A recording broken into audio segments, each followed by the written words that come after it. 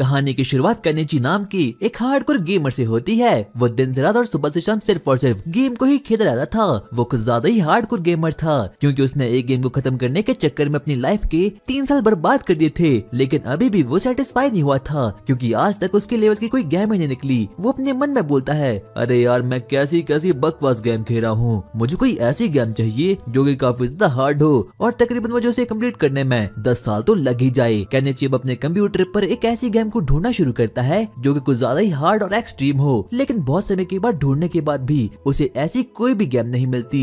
लेकिन तभी अचानक से उसका कंप्यूटर किसी अननोन रीजन से ग्लिच होना शुरू कर जाता है। अचानक से उसके स्क्रीन पर एक गेम की विंडो ओपन हो चुकी थी जिसमें कि लिखा गया था, ये गेम फुल फैंटेसी से भरी पड़ी है और इसमें उसे चुनने के लिए काफी सारे लेवल भी आते हैं जैसे कि इजी, नॉर्मल, हार्ड और हेल मोड। केनिची ने आज तक कभी भी हेल मोड के बारे में सुना नहीं था, इसीलिए वो एक्सट्रीम डिफिकल्टी के चक्कर में ही हेल मोड को चूज कर लेता है। आगे अब उसके पास और भी काफी ऑप्शंस आते हैं जैसे कि उसे कौन सी क्लास को चुनना है, स्वॉर्ड्समैन, शील्ड, मैजिशियन या फिर समनर क्लास। इसीलिए वो गलती से समनर क्लास को पिक कर देता है ताकि उसे इस गेम में एक्सट्रीम डिफिकल्टी मिल पाए और ऐसा हो भी जाता है। वो इस चीज को लेकर काफी ज्यादा कॉन्फिडेंट था और एक्साइटेड भी था। अचानक से वो अपनी गेमिंग विंडो पर एंटर को क्लिक करता है। अचानक से वहाँ पर एक लाइटनिंग का स्प्लैश होता है और केनिची अपने आप को एक नई दुनिया में पाता है। और यहाँ तक कि अब केनिची एक बच्चा बन चुका था और वो जस्ट अभी अभी पैदा हुआ था। केनिची को बिल्कुल भी समझ आता कि आखिरकार उसके साथ ही चल कर रहा है। लेकिन तभी वो अपने सामने एक अजीब सी आदमी को देखता है और अब वो उसे अपनी गोद में लेता है।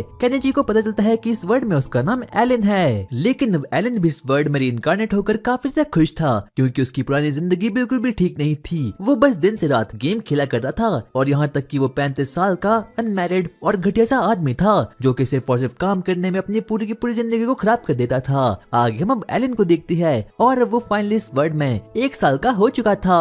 उसके फादर और मदर काफी अच्छे आदमी थे। उसके फादर का नाम रोडन था जो कि तकरीबन 20 साल का था और उसकी मदर काफी ज्यादा ब्यूटीफुल थी और उसका नाम थेरेसिया था। लेकिन हार्डकोर डिफिकल्टी के चक्कर में एलन एक ऐसी जिंदगी और एक ऐसी फैमिली में पैदा हो चुका है जो कि काफी ज्यादा गरीब है, यानी कि उन लोगों का जीवन काफी ज्यादा मुश्किल बन चुका है। और एलन किंगडम के पास में ही एक फ्रंट लाइन वाली विलेज में पैदा हुआ था जिससे कि अक्सर वॉर का सामना करना पड़ा था और यहाँ तक कि यहाँ के लोग किंग और बाकी लोगों को काफी ज्यादा टैक्स भी पे किया करते थे। लेकिन उन लोगों के पास अर्निंग का कोई भी ठीक सा सोर्स नहीं था। एलन को अपने फादर और मदर से सच में ही काफी ज्यादा प्यार था, यहाँ तक कि उन लोगों के बीच काफी ज्यादा प्यार था। एलन अपने मन में सोचता है, लगता है वो दिन दूर नहीं जिस दिन की मुझे मेरा सिबलिंग भी मिल जाएगा। और रात के समय एलन की मदर उसे सुलाने के लिए किसी डिफरेंट रूम में रख दिया करती थी और तब जाकर एलन फाइनली अपनी चीजों पर काम किया करता था। एलन अचानक से रात में जाग जाता है और अब वो अपने स्टैट्स को चेक करना शुरू करता है क्योंकि अब उसे कैसे भी करके इस वर्ल्ड में काफी ज्यादा इंसेन और काफी ज्यादा पावरफुल बनना था। वो बार बार अपने स्टैट्स विंडो को खोलने की कोशिश करता है लेकिन ऐसा कुछ भी हो नहीं पाता। वो वापस से अपने स्टैट्स विंडो को खोलने की कोशिश करता है लेकिन वहाँ पर कोई स्टैट्स विंडो नहीं बल्कि ग्रिमोर उड़ते उड़ते अब उसके पास आ चुकी थी। वो ये देखकर काफी ज्यादा चौंक चुका था, इसीलिए वो जोर से चिल्लाता है। उसके चिल्लाने की आवाज सुनकर उसके मदर और फादर जल्दी से दौड़ दौड़ कर उसके कमरे में आते हैं जहाँ पर कि वो लोग देखते हैं कि एलन तो अभी भी सोया हुआ था और एलन को ना चाहते हुए भी ऐसा करना पड़ा ताकि उसका सीक्रेट उसके मदर और फादर के पास ना आ पाए। उसके पेरेंट्स को लगता है कि एलन ने जरूर कोई बुरा सपना देखा होगा। पेरेंट्स के जाने पर एलन अपने ग्रिमोर को ओपन करता है जहाँ पर कि उसके बारे में और उसकी एबिलिटीज के बारे में काफी कुछ लिखा गया था। आगे हम एलन को देखते हैं जो कि अपने ग्रिमोर को पढ़ना लिखना शुरू कर देता है और उस ग्रिमोर में उसके हर एक स्टैट्स के बारे में लिखा गया था और यहाँ तक कि उसके समनर मैजिक के बारे में भी काफी कुछ लिखा गया था। आगे हम एलन को देखते हैं और वो अपनी एबिलिटी द समनर क्लास के बारे में काफी कुछ जानना और काफी कुछ चीजें पढ़ना भी शुरू कर लेता है। एलन अभी सिर्फ और सिर्फ 1 साल का बच्चा था, इसीलिए अभी तक उसके पास कोई भी एमपी यानी कि माना पॉइंट और बाकी कुछ भी चीजें अवेलेबल नहीं थी। एलन को पता चलता है कि अभी वो काफी छोटा है, इसीलिए वो छोटे मोटे कीड़े और बीस्ट को ही अभी समन करवा सकता है। हम एलन को देखते हैं वो कुछ मंत्र शंत्र को पढ़ना शुरू कर देता है ताकि वो वहाँ पर कुछ इंसेक्ट और बाकी लोगों को वहाँ पर समन कर पाए। एलन बहुत ट्राई करता है यहाँ तक कि वो उस चीज पर अपने पूरे के पूरे एमपी को वेस्ट कर देता है पर फिर भी उसे कुछ भी समन नहीं होता। और उसके बहुत ट्राई करने पर अचानक से उस ग्रिमोर में से एक क्राफ्टिंग कार्ड बाहर निकलता है जिसमें कि एक अजीब से ग्रास होपर की फोटो लगी पड़ी थी। वो उसे समन करने की कोशिश करने वाला था लेकिन तभी वहाँ पर उसकी मदर थेरेसिया अब वहाँ पर आ चुकी थी। लेकिन ना चाहते हुए भी एलन को सोने का नाटक करना पड़ता है और वो सो जाता है क्योंकि अब उसका माना पॉइंट काफी ज्यादा ड्रेन हो चुका था।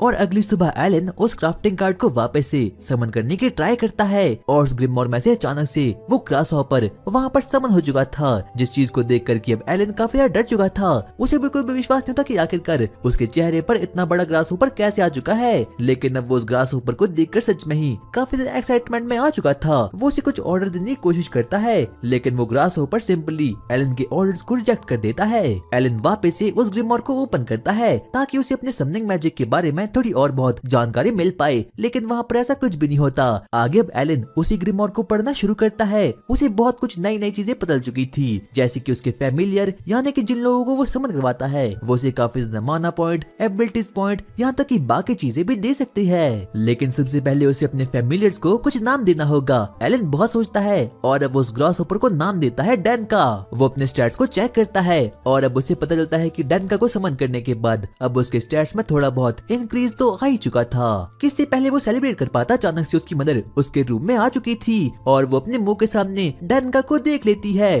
और उस ग्रासहॉपर को देखकर वो सच में ही काफी ज्यादा डर चुकी थी, इसीलिए वो अपने पैरों से उसकी चटनी बना देती है। और अब कुछ दिनों की प्रैक्टिस के बाद एलन एक नए क्रिएचर को वहाँ पर समन करवा देता है और इस बार वो एक चूहा था और इस बार वो अपने चूहे का नाम देता है माउसी। लेकिन डैनका और माउसी दोनों ही काफी बुद्धू थे क्योंकि वो लोग एलन के किसी भी ऑर्डर को मानते नहीं थे। लेकिन माउसी के पास एक अजीब प्रकार की एबिलिटी थी जिसका नाम था स्क्यूरी और वो इसकी हेल्प से काफी फास्ट दौड़ सकता था। और इसी प्रकार से रोज एलन अपने ग्रिमोर को पढ़ा करता था ताकि वो समनिंग मैजिक के बारे में थोड़ी और बहुत स्टडी कर पाए। उसने बहुत ट्राई किया ताकि वो एक ऐसे क्रिएचर को समन कर पाए जो कि उसके ऑर्डर को भी फॉलो करे, लेकिन अफसोस वो ऐसा बिल्कुल भी कर नहीं पाता। लेकिन उसी दोपहर हम लोग एलन के फादर को देखते हैं जो कि दौड़ते दौड़ते उसके पास आता है। उसके पूरे कपड़ों में ब्लड लगा हुआ था, लेकिन तभी वो अपने बेटे यानी कि एलन को बोलता है, एलन क्या तुम उस मॉन्स्टर को देखना चाहते हो जिसे कि मैंने मारा? वो बोलता है हाँ मैं देखना चाहता हूँ। और अब रॉडन भी एलन को लेकर अपने दोस्तों के पास जाता है ताकि वो उस बोर मॉन्स्टर को एलन को दिखा पाए। वो लोग जल्द से जल्द आगे बढ़ना शुरू करते हैं और जहाँ पर की रॉडन एलन को एल्बन बर्ड के बारे में दिखाता है और वो उसे बोलता है, एलन क्या तुम्हें पता है इन्हीं मॉन्स्टर के नाम पर मैंने तुम्हारा नाम भी रखा था। जैसे ही एलन उस बड़े से बोर मॉन्स्टर को देखता है तो वो सच में ही काफी शॉक्ड हो चुका था क्योंकि वो बोर मॉन्स्टर सच में ही काफी बड़ा था। एलन उसे देखना शुरू करता है और उसके बारे में इंफॉर्मेशन लेना भी शुरू करता है। उसे पता चलता है कि जो ये बोर मॉन्स्टर है तो सच में काफी खतरनाक है, यहाँ तक कि जो कोई भी बोर मॉन्स्टर होते हैं वो तो सी रैंक की होती है। लेकिन तभी वहाँ पर एक अजीब सा बंदा आता है जिसका नाम की जैडा था और जब एलन जैडा को देखता है तो वो उसे बड़ी अच्छे तरीके से इंट्रोड्यूस होना शुरू हो चुका था। जैडा इस चीज को देखकर सच में ही काफी शॉक्ड हो चुका था क्योंकि एलन अभी तक सिर्फ और सिर्फ 1 साल का है और उसे काफी अच्छे तरीके से बोलना और पढ़ना आता था। मेरी बेटी भी तुम्हारी एज की है लेकिन वो तो सही तरीके से बोल भी नहीं पाती। लेकिन तभी हम लोग बाकी लोगों को देखते हैं जो कि सच में ही अब काफी एक्साइटमेंट में आ चुकी थी क्योंकि वो रॉडन ही था जिसने किस बोर मॉन्स्टर को खत्म किया था, इसीलिए अब वो लोग रॉडन के लिए चीयर करना शुरू करते हैं। और करीब 10 महीनों के बाद एलन को एक बहुत ही ओपी सी न्यूज मिलती है। उसे पता चलता है कि अब उसका समनर लेवल अब फाइनली लेवल 2 का हो चुका है, यानी कि अब उसके पास काफी ज्यादा माना पॉइंट्स आ चुकी है और अब उसके पास काफी क्रिएचर्स आ चुकी है और साथ साथ में उसके पास अब क्राफ्टिंग कार्ड्स भी आ चुकी है, यानी कि वो और भी बहुत से क्रिएचर्स को समन कर सकता है। रात के समय खाना खाने के बाद एलन अपने ग्रिमोर को लेकर वापस से अपने रूम में निकल जाता है ताकि वो वहाँ पर किसी नए क्रिएचर को समन कर पाए। एलन सबसे पहले अपने ग्रिमोर को देखता है जहाँ पर कि वो देखता है कि उसका एमपी पॉइंट तो पूरा का पूरा मैक्स हो चुका है, लेकिन वो फिर भी किसी भी क्रिएचर को समन नहीं कर पाता। लेकिन तभी वो अपने ग्रिमोर में देखता है कि अब उसके पास एक नए टाइप का मैजिक फ्यूजन मैजिक भी आ चुका था जिसकी हेल्प से कि वो 2 क्रिएचर्स को मिलाकर एक सिंगल क्रिएचर बना सकता है। एलन अब उस एबिलिटी को यूज करने का बहुत ट्राई करता है लेकिन वैसा नहीं कर पाता क्योंकि वो काफी छोटा था और उसके पास पूरे तरीके से एमपी पॉइंट भी नहीं थे, इसीलिए अब एलन सच में ही काफी ज्यादा डिसअपॉइंट हो चुका था। अरे यार आखिरकार मैं करूँ तो करूँ क्या।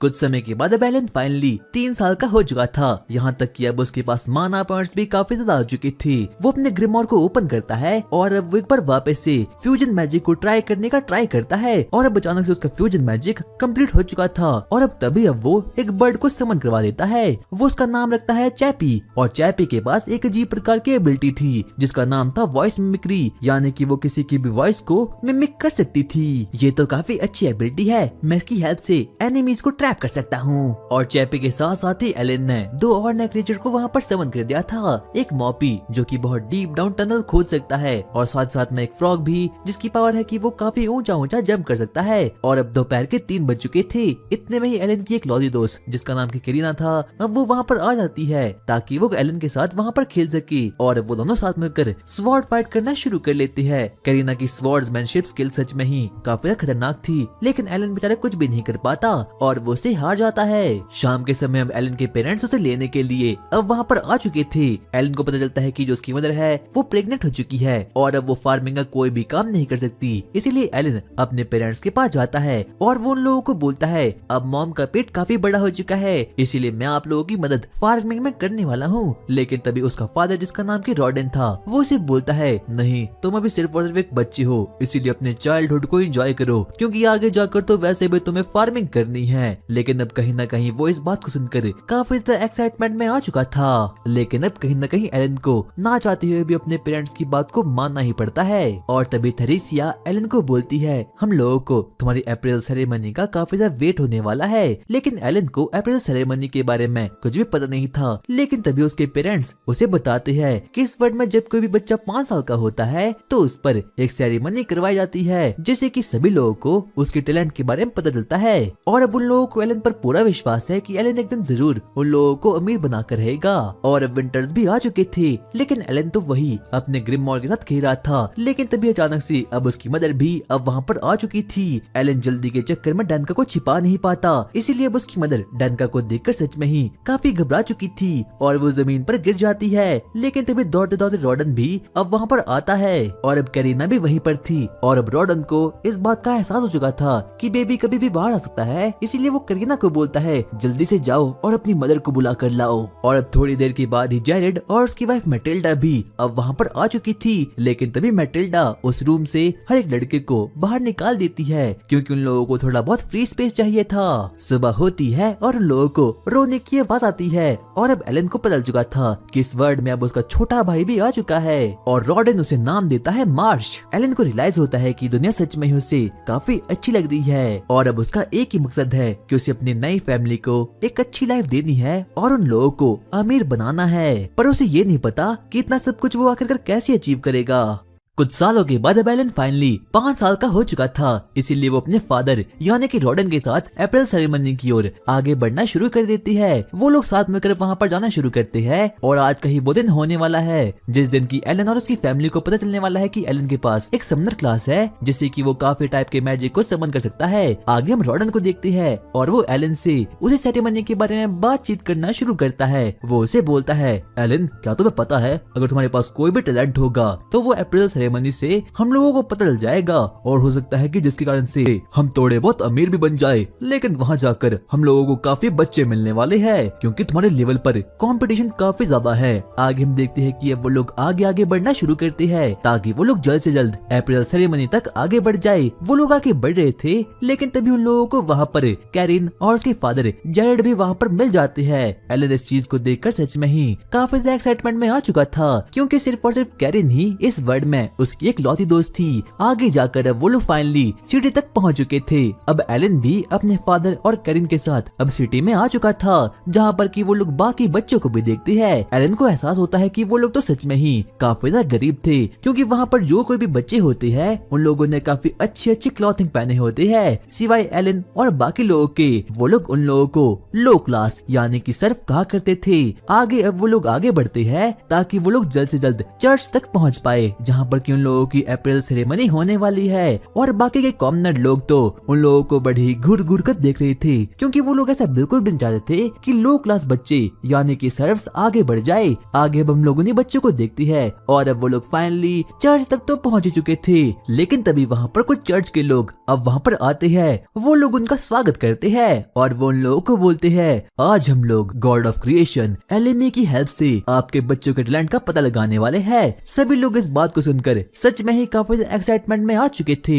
और यहाँ तक कि एलन को एलिमिया के बारे में पहले ही पता चल चुका था। एलिमिया कोई और नहीं बल्कि इस गेम का डेवलपर था जिसने कि इस गेम को क्रिएट किया था और इस गेम के सभी लोग उसे गॉड की तरह मानते थे। आगे अब वो लोग फाइनली चर्च रूम तक पहुंच चुके थे और जहाँ पर कि एलन को अपनी आंखों के सामने उसे डेवलपर यानी कि गॉड एलिमिया की फोटो दिखती है और उन लोगों ने गेम के डेवलपर की सच में ही एक बड़ी मूर्ति क्रिएट कर दी थी। लेकिन तभी चर्च के मेंबर बाकी लोगों को समझाते हैं कि आखिरकार ये अप्रैल सेरेमनी कैसे वर्क करने वाली है। लेकिन तभी एलन को एहसास होता है कि एलिमिया नाम के बंदे नहीं उसे पिछले जन्म में लेटर को दिया था।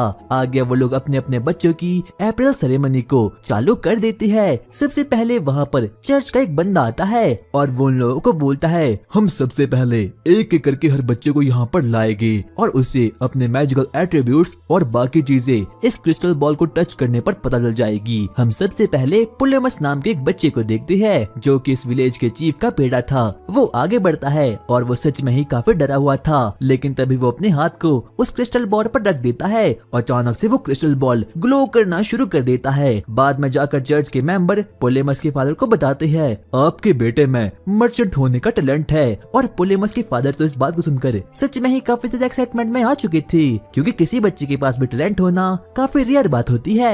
और मैजिकल क्रिस्टल को छूते हुए ही अब उस बच्चे के स्टैट्स बाकी बच्चों को भी दिखना शुरू हो चुके थे। लेकिन तभी हम लोग एलन को देखते हैं और वो तो फुल मौज मस्ती में था क्योंकि उसे अपनी क्लास के बारे में और अपने टैलेंट के बारे में पहले ही पता था जो था समनर मैजिक, इसीलिए वो फुल चिल मूड में था। वो अपने ग्रिमोर को बाहर निकालता है और हर एक इन्फॉर्मेशन को उसके अंदर लिखना शुरू कर देता है। लेकिन बाकी किसी को भी एलन की ग्रिमोर दिखाई नहीं देती। तभी हम एक और बच्चे को देखते हैं वो वापस से क्रिस्टल बॉल को छूता है ताकि उसे भी उसके टैलेंट के बारे में पता चल पाए। लेकिन वो क्रिस्टल बॉल ग्लो ही नहीं करता यानी कि उस बच्चे के पास कोई भी टैलेंट नहीं था। इसीलिए वो रोते रोते वापस से अपने फादर के पास जाता है। कोई बात नहीं, तुमने अच्छा किया।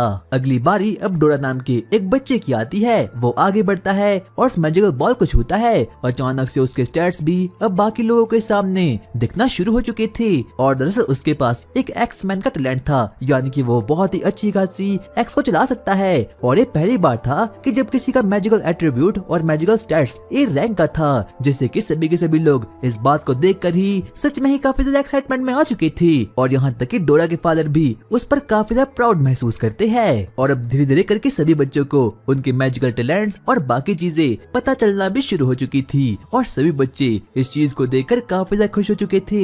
लेकिन सबके साथ ऐसा नहीं होता और तभी हम देखते हैं कि अब कैरन की बारी भी अब वहाँ पर आ चुकी थी। वो दौड़ते दौड़ते मैजिकल क्रिस्टल को टच करने के लिए वहाँ पर जाती है और अब वो अपना हाथ मैजिकल क्रिस्टल पर रखती है और अब अचानक से वो बॉल बहुत ही जोर से ग्लो करना शुरू कर देता है। किसी को भी समझ आता कि आखिरकार यहाँ पर हो क्या रहा है। और यहाँ तक कि जैरेड को तो अपनी डॉटर के बारे में काफी फिक्र हो रही थी। वो आगे बढ़ता है लेकिन तभी बाकी चर्च के लोग उसके स्टैट्स विंडो को देखकर सच में ही काफी शॉक्ड हो चुके थे। बाद में जाकर उन लोगों को पता चलता है कि कैरन के पास कोई आम टैलेंट नहीं है बल्कि उसके पास तो इस पूरे वर्ल्ड का मोस्ट रेयरेस्ट टैलेंट है यानी कि स्वॉर्ड लॉर्ड का टैलेंट। और उसके स्टैट्स बाकी बच्चों से काफी ज्यादा ऊपर वाले दर्जे के थे। यहाँ तक कि बाकी सभी के सभी लोग इस चीज को देखकर काफी ज्यादा शॉक्ड हो चुके थे। उन लोगों को बिल्कुल भी समझ आता कि आखिरकार इतने गरीब लोगों के बच्चे इतने ऊपर कैसे जा सकते हैं। और अब एलन भी उसके लिए काफी खुश था। लेकिन अब फाइनली एलन की बारी आ चुकी थी और अब वो उस क्रिस्टल बॉल को अपने हाथों से छूता है लेकिन कुछ भी नहीं होता। और अब वो एक और बार ट्राई करता है। अचानक से वो बॉल बहुत ही जोर से ग्लो करना शुरू कर देता है और यहाँ तक कि उसकी रोशनी से एलन पीछे गिर चुका था। रॉडन जल्दी जल्दी बाकी लोगों के पास आता है और इतने में ही चर्च के लोग रॉडन से बोलते हैं आपके बेटे के पास कोई भी टैलेंट नहीं है। यहाँ तक कि एलन खुद इस चीज को देखकर काफी ज्यादा शॉक्ड हो चुका था। वो अपने स्टैट्स को देखता है लेकिन उसके स्टैट्स में कुछ भी सही तरीके से नहीं था। उसकी सभी एट्रीब्यूट्स ई रैंक की हो चुकी थी। यहाँ तक कि उसके स्टैट्स में जरूर कोई ना कोई ग्लिच आ चुका था। इसीलिए वो गेम के डेवलपर को कोसना शुरू कर देता है। वो अपने मन में बोलता है आखिरकार ये कैसी गेम है, जरूर इसमें कोई ना कोई बग होगा। लेकिन तभी रॉडन एलन के पास आता है और ये थोड़ा बहुत दिलासा देता है। एलन को बिल्कुल समझ आता कि आखिरकार उसके साथ ये हुआ क्या। इसीलिए वो वापस से अपने घर जाता है जहाँ पर कि उसकी फैमिली मेंबर्स उसे थोड़ा बहुत दिलासा देते हैं। लेकिन तभी हम लोग रात में वापस से एलन को देखते हैं और वो अपने ग्रिमोर खोलकर अपने बारे में सोच रहा था। उसे बिल्कुल समझ आता कि आखिरकार उसके स्टैट्स के साथ कौन से बग हो चुके हैं। शायद से मैंने हेल मोड चुना था यानी कि मुझे बाकी लोगों से काफी ज्यादा मेहनत करनी होगी और तभी मैं बाकी लोगों के मुकाबले पहुंच पाऊंगा। और अब अगली सुबह ही एलन की फैमिली कैरन के घर उसके स्वॉट डॉल वाले टैलेंट को सेलिब्रेट करने के लिए वहाँ पर निकल जाते हैं, जहाँ पर कि वो लोग मिल बांट कर पार्टी करना शुरू करते हैं। सभी के सभी लोग इस बात से काफी ज्यादा खुश थे कि कैरन के पास एक ऐसा टैलेंट है जिसकी काफी ज्यादा वैल्यू है। इतने में मैटिल्डा उन लोगों के लिए थोड़ी बहुत दारू का इंतजाम कर लेती है। सभी लोग इस चीज से काफी ज्यादा खुश थे सिवाय रोडन के। वो जेरेड को बोलता है सिर्फ और सिर्फ तुम लोग ही पार्टी करो। एलन को लगता है कि कहीं उसके फादर कुछ जेलस तो नहीं हो गए हैं, क्योंकि सिर्फ और सिर्फ कैरन के पास ही स्वॉर्ड लॉर्ड वाला टैलेंट है और उसके बेटे यानी कि एलन के पास कोई भी टैलेंट नहीं है। लेकिन एलन अपने फादर को काफी अच्छे तरीके से जानता था। उसे पता था कि जरूर बात कुछ न कुछ अलग होगी। आगे हम जेरेड और रॉडन को देखते हैं। वो लोग आपस में ही बहस करना शुरू कर देते हैं और यहाँ तक कि वो लोग हाथापाई तक भी उतर जाते हैं। सभी के सभी लोग इस चीज को देखकर काफी ज्यादा शॉक्ड हो चुके थे। लेकिन तभी उन लोगों की वाइफ वहाँ पर आती है और उन लोगों को मार पीट कर एकदम शांत कर लेती है। बाद में जाकर वो लोग एलन और कैरन को बताते हैं कि वो सभी के सभी लोग बचपन के दोस्त थे। उन लोगों ने साथ में ही इस विलेज को डिस्कवर किया था और यहाँ तक कि उन लोगों के घरों को भी इन लोगों ने साथ में ही मनाया था। लेकिन तभी हम लोग रॉडन को देखती है। वो जेरेड को बोलना शुरू करता है तुम्हारी बेटी यानी कि कैरन के पास काफी अच्छा खासा टैलेंट है, जिसकी वजह से कि वो नाइटहुड यहाँ तक कि वो एक दिन नोबल भी बन सकती है। इसीलिए मैं चाहता हूँ कि तुम्हारी फैमिली और तुम हम जैसी फैमिली के साथ जो कि सर्फ है उनके साथ बातें करके अपना टाइम वेस्ट ना करो। लेकिन तभी जेरेड उसे बोलता है तुम पागल हो गए हो क्या? वो लोग साथ मिलकर काम कर रहे थे। लेकिन तभी दौड़ते दौड़ते एक बंदा जेरेड के पास आता है और वो जेरेड को बोलता है जेरेड आपकी बेटी को नाइट्स बुला रही है, इसीलिए हम ना चाहते हुए भी उन लोगों को सिटी की ओर आगे जाना पड़ता है। जेरेड और रॉडन दोनों ही अब सिटी की ओर आगे बढ़ चुके थे। लेकिन तभी वहाँ पर एलन के पास डोरन नाम का वो लड़का वहाँ पर आ चुका था। वो उसे बोलता है आखिरकार तू यहाँ पर क्या कर रहा है? लेकिन वो उसे कुछ भी बोल नहीं पाता। लेकिन तभी कैरन डोरा पर कुछ ज्यादा ही गुस्सा हो चुकी थी। लेकिन तभी अब उस किंगडम के नाइट्स उस सिटी की ओर आगे बढ़ना शुरू कर लेती है। सभी लोग उनकी आने की खबर सुनकर ही काफी ज्यादा शॉक्ड हो चुके थे और यहाँ तक कि वहाँ पर तो अब नाइट्स का कैप्टन ज़ैनोफ भी अब वहाँ पर आ चुका था। वो आगे बढ़ता है। इतने में ही वो जेरेड और विलेज चीफ को बोलता है मैंने सुना है इस वर्ल्ड में कोई स्वॉर्ड लॉर्ड है। हाँ आपने सही सुना, वो मेरी ही बेटी है। इतने में ही दौड़ते दौड़ते कैरन भी अब वहाँ पर आ चुकी थी। लेकिन तभी ज़ैनोफ उन लोगों को बोलता है लगता है ये 5 साल की लड़की ही स्वॉर्ड लॉर्ड है, लेकिन मुझे तुम्हारी बातों पर बिल्कुल भी विश्वास नहीं है, इसीलिए मुझे इस लड़की का खुद ही टेस्ट लेना होगा। टेस्ट? पर कैसा टेस्ट? सभी के सभी लोग ज़ैनोफ की इस बात को सुनकर काफी ज्यादा शॉक्ड हो चुके थे।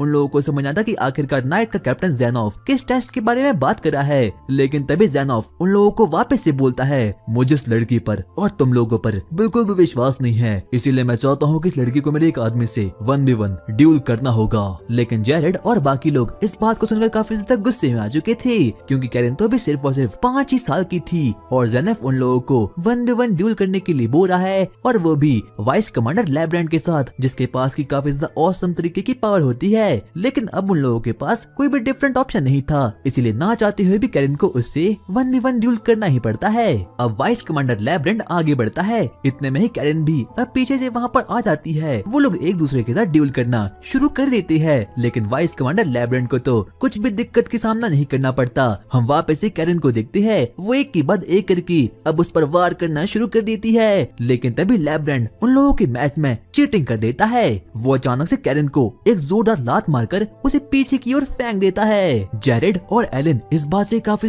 गुस्से में आ चुके थे, लेकिन बाकी के नाइट्स उन लोगों को पकड़ कर रख देते हैं। हम वापस से कैरन को देखते हैं। अचानक से उस मैच से एक ग्रीन ऑरा बाहर आना शुरू हो चुका था। ज़ैनोफ को पता चल चुका था कि इस लड़की ने अपनी एक्स्ट्रा स्किल को अवेकन कर दिया है और कैरन तो सच में ही काफी ज्यादा पावरफुल बन चुकी थी। वो एक के बाद एक करके वाइस कमांडर पर अटैक करना शुरू कर देती है, यहाँ तक कि वाइस कमांडर उसके अटैक को बिल्कुल भी झेल नहीं पाता और लास्ट में जाकर कैरन अब उसकी स्वॉर्ड को फाइनली ब्रेक कर देती है। ज़ैनोफ बोलता है ये मैच अब खत्म हो चुका है, और अब सभी लोग कैरन की इस जीत से काफी ज्यादा ही खुश हो चुके थे।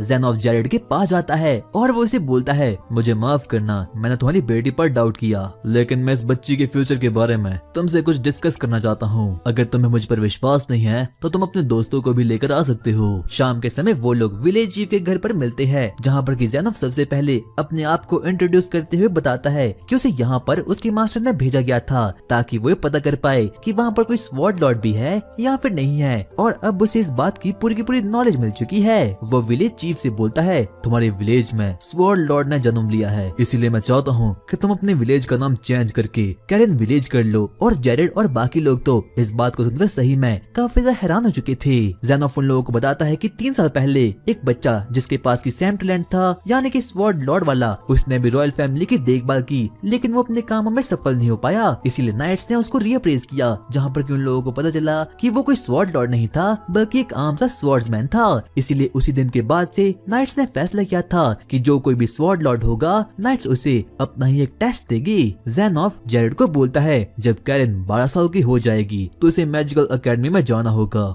और उसके बाद ये रॉयल फैमिली के साथ काम कर सकती है। लेकिन तभी डोरा नामक बच्चा बोलता है, क्या हम लोग भी मैजिकल एकेडमी में जा सकते हैं? कैरन बोलती है, हाँ, हम सभी लोग मैजिकल एकेडमी जाएंगे, यहाँ तक कि एलन भी हम लोगों के साथ आएगा। क्या? लेकिन ये लड़का तो टैलेंटलेस है। एलन को समझ नहीं आता कि ये बुद्धू बच्चे बोल के रही है, क्योंकि असल में तो उसकी एज 40 है और उसकी इंटेलिजेंस इन लोगों से काफी ज्यादा की है। लेकिन तभी हम लोग ज़ेनोफ को देखते हैं, वो एलन और उसके फादर से बोलता है, वैसे आप लोग कौन हो? अब रोडन अपने आप को और अपने बेटे को ज़ेनोफ से इंट्रोड्यूस करवाता है, लेकिन ज़ेनोफ तो पहले से ही रोडन को जानता था। वो उसे बोलता है, इसका मतलब आप ही वो बोर हंटर रोडन हो। मुझे आपसे मिलकर काफी खुशी हुई और मेरे मास्टर को आपका दिया गया मीट काफी अच्छा लगता है और मैंने सुना है कि आप बोर हंटिंग में बहुत ही इंपॉर्टेंट रोल प्ले करते हो। और तब एलन को लगता है कि उसके फादर तो सच में सुपरस्टार है। और अब इतना कहने के बाद वो लोग वापस से अपने घर की ओर निकल जाते हैं। एलन को एहसास होता है कि उसने ये गेम हेल मोड में तो शुरू कर ली है,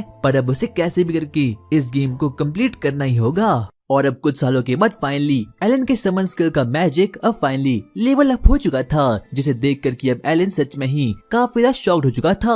और यहाँ तक कि अब उसके पास एक नए प्रकार की एनहांसिंग एबिलिटी भी आ चुकी थी और अब उसके समन्स भी काफी ज्यादा स्ट्रॉन्ग हो चुके थे। यहाँ तक कि अब उसके समन्स का लेवल भी अब जी रैंक से बढ़कर एफ रैंक का हो चुका था। और अब उसी के साथ साथ अब उसका फ्यूजन मैजिक भी सच में ही काफी ज्यादा ऑसम हो चुका था। एलन अपने मन में सोचना शुरू करता है ये सच में ही काफी ज्यादा एपिक है। वो अपने मन में सोचता है कि अब उसे कैसे भी करके इस ड्रैगन को यहाँ पर समन करवाना है। और वो इस बात को लेकर सच में ही काफी ज्यादा हाइप्ड अप था। यहाँ तक कि अब उसकी इन्वेंट्री का लेवल भी 20 से बढ़कर 30 तक का हो चुका है। लगता है मुझे इसका एक्सपेरिमेंट तो करना ही होगा। रात के समय हम लोग एलन को देखते हैं, वो अपने पेरेंट्स के साथ बैठकर आराम से डिनर कर रहा था। और वहीं हम लोग एलन के फादर मदर को भी देखते हैं। एलन की मदर थर्सिया वापस से प्रेग्नेंट हो चुकी थी, यानी कि एक बार वापस से एलन का कोई भाई बहन आने वाला था। इसीलिए एलन ही पूरे के पूरे घर का काम संभालने लग चुका था, क्योंकि वैसे भी वो इस वर्ल्ड में इसेकाई हो चुका था और उसे इन सब चीजों में काफी ज्यादा दिलचस्पी भी थी। धीरे धीरे करके अब एलन भी काफी ज्यादा स्ट्रॉन्ग हो रहा था। लेकिन तभी थर्सिया रोडन को बोलती है, लगता है इस बार हमारी कोई लड़की होने वाली है, क्या तुमने उसके लिए कोई नाम सोचा? लेकिन तभी एलन तो एक बार वापस से अपने ग्रिमोर को खोलता है और वहाँ पर वो नई नई प्रकार की चीजें देखना शुरू करता है। लेकिन तभी वो गलती से इस दुनिया के भगवान का नाम लेता है। उसके पेरेंट्स उसे बोलते हैं, एलन हम लोगों को ऐसे ही गॉड का नाम नहीं लेना चाहिए। एलन हम लोगों को ऐसे ही गॉड का नाम नहीं लेना चाहिए। तभी एलन अपने फादर को बोलता है, क्या आपका हाथ सही हो गया? दरअसल अब रॉडन ने भी अपने लेवल को इंक्रीज कर दिया था, जिसे कि वो लोग ट्रायल ऑफ गॉड कहते हैं। वो हमेशा बोर हंटिंग करने के लिए जाया करता था और आज फाइनली उसने अपने लेवल को इंक्रीज कर दिया था। यहाँ तक कि अब उसके बाइसेप्स भी काफी ज्यादा स्ट्रॉन्ग बन चुके थे। एलन अपने मन में सोचना शुरू करता है कि आखिरकार वो कब लेवल अप करेगा। यहाँ तक कि उसका समनिंग मैजिक तो सच में ही काफी ज्यादा स्ट्रॉन्ग बन चुका है, लेकिन उसके बाकी के मैजिक अभी भी लेवल 1 और लेवल 2 पर ही अटकी है। बाद में जाकर उसे पता चलता है कि अगर उसे और ज्यादा एक्सपी को कलेक्ट करना है तो उसके लिए उसे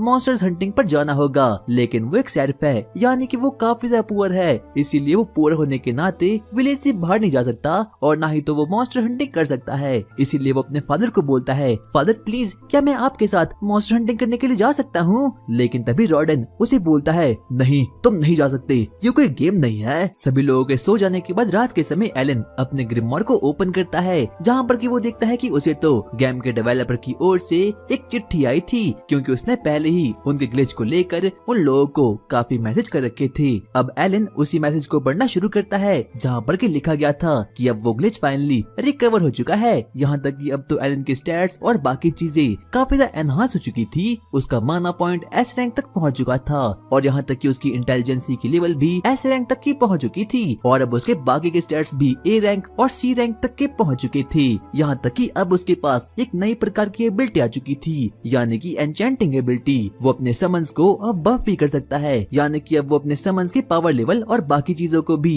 काफी ज्यादा एनहेंस कर सकता है। इसीलिए वो उसे एक्सपेरिमेंट करने के तौर पर डैनका को अब वहाँ पर समन कर देता है। डैनका भी अब वहाँ पर समन हो चुका था। जैसे ही वो उसका स्किल कार्ड देखता है, वो देखता है कि डैनका के पास तो सच में ही काफी ज्यादा अमेजिंग स्टैट्स आ चुके हैं। यहाँ तक कि वो ग्लो भी करा है और अब उसके स्टैट्स काफी ज्यादा बफ हो चुके थे। लेकिन तभी वहाँ पर थैट्सिया वहाँ पर आती है और एक बार वापस से डैनका को खत्म कर देती है। अगली सुबह एलन घर बार के काम करने में काफी बिजी हो चुका था, लेकिन वो अभी भी अपने मैजिक एट्रीब्यूट्स और बाकी चीजों के बारे में अपने दिमाग में सोच रहा था। लेकिन तभी थैट्सिया उसे बोलती है अपने डैड को बाय बोलो क्योंकि हंटिंग पर जा रहे हैं। और अब इतना कहने के बाद अब रॉडन भी हंटिंग पर निकल चुका था। लेकिन तभी एलन वापस से अपने घर के गार्डन में निकल जाता है। उसे याद आता है कि उसका समनिंग मैजिक तो काफी ज्यादा एनहांस हो चुका है, लेकिन अभी तक वो किसी भी फ्यूजन मैजिक का यूज करना नहीं सीखा। उसने बहुत बार फ्यूजन मैजिक करने का ट्राई कर लिया था, लेकिन आज तक उसे कोई भी न्यू क्रिएचर नहीं मिला। इसीलिए वो एक लास्ट बार फ्यूजन मैजिक करने का ट्राई करता है। वो 2 क्रिएचर को फ्यूजन करवा देता है जिनका रैंक की F होता है,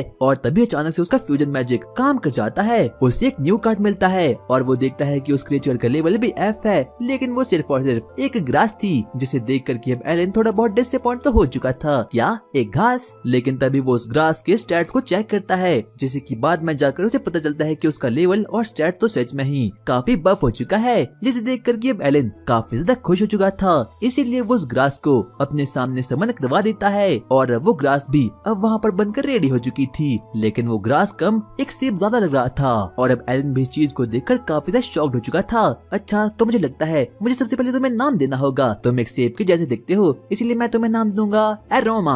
एरोमा एलन को अपने स्टैट्स विंडो को दिखा देता है। लगता है तुम फाइट के लिए तो बिल्कुल नहीं बने। एलन एरोमा को बोलता है अपनी एबिलिटी का यूज करो। अचानक से हम लोग एरोमा को देखते हैं और वो एक सैपलिंग में कन्वर्ट हो चुका था और उसकी पावर ये थी कि वो किसी भी सैपलिंग में कन्वर्ट होकर बहुत ही अच्छी स्मेल को जनरेट कर सकता है। लेकिन तभी पीछे से एलन की मॉम अब वहाँ पर आ चुकी थी। एलन को बिल्कुल समझ आता कि आखिरकार उसे अभी क्या करना चाहिए। वो एरोमा को बोलता है एरोमा जल्दी से गायब हो जाओ, गायब हो जाओ। लेकिन फिर भी एरोमा उसकी बातों को नहीं मानता। और तभी कैरन भी एलन के साथ खेलने के लिए वहाँ पर आ चुकी थी। वो हर रोज फाइट की प्रैक्टिस करते थे और हर रोज कैरन एलन की पिटाई किया करती थी और हमेशा की तरह एलन आज भी हार जाता है। एलन अपने ग्रिममॉर में देखता है और बाद में जाकर उसे पता चलता है कि अब उसकी स्वॉर्ड स्किल भी अब लेवल 3 की हो चुकी है। वो अपने मन में सोचता है क्या पिछली वाली एरोमा स्किल से क्या मेरे स्टैट्स पर कुछ फर्क पड़ा होगा। वो अपने स्टैट्स को चेक करता है और बाद में जाकर उसे पता चलता है कि एरोमा की हेल्प से उसका माना बहुत ही जल्दी हील हो रहा है। और एलन को याद आता है कि उसके पास तो एक फाइटिंग टाइप का भी क्रिएचर है, लेकिन वो उतना सही नहीं था और वो एक वुल्फ था। शाम के समय एलन वापस से थ्रोइंग की प्रैक्टिस करता है, लेकिन बहुत ट्राई करने के बाद भी अभी भी उसका लेवल इंक्रीज नहीं हुआ, जिस बात को सोचकर अब वो थोड़ा बहुत डिमोटिवेट हो चुका था। अगर मुझे अपने लेवल को इंक्रीज करना है तो मुझे इतना तो सहना ही पड़ेगा, क्योंकि वैसे भी मैं ये गेम हेल मोड में खेल रहा हूँ। रात के समय एलन और उसकी मॉम रॉडन का वेट कर रहे थे, लेकिन वो अभी तक बिल्कुल भी आया नहीं था। लेकिन तभी उन लोगों को बाहर से कुछ अजीब सी आवाज आती है।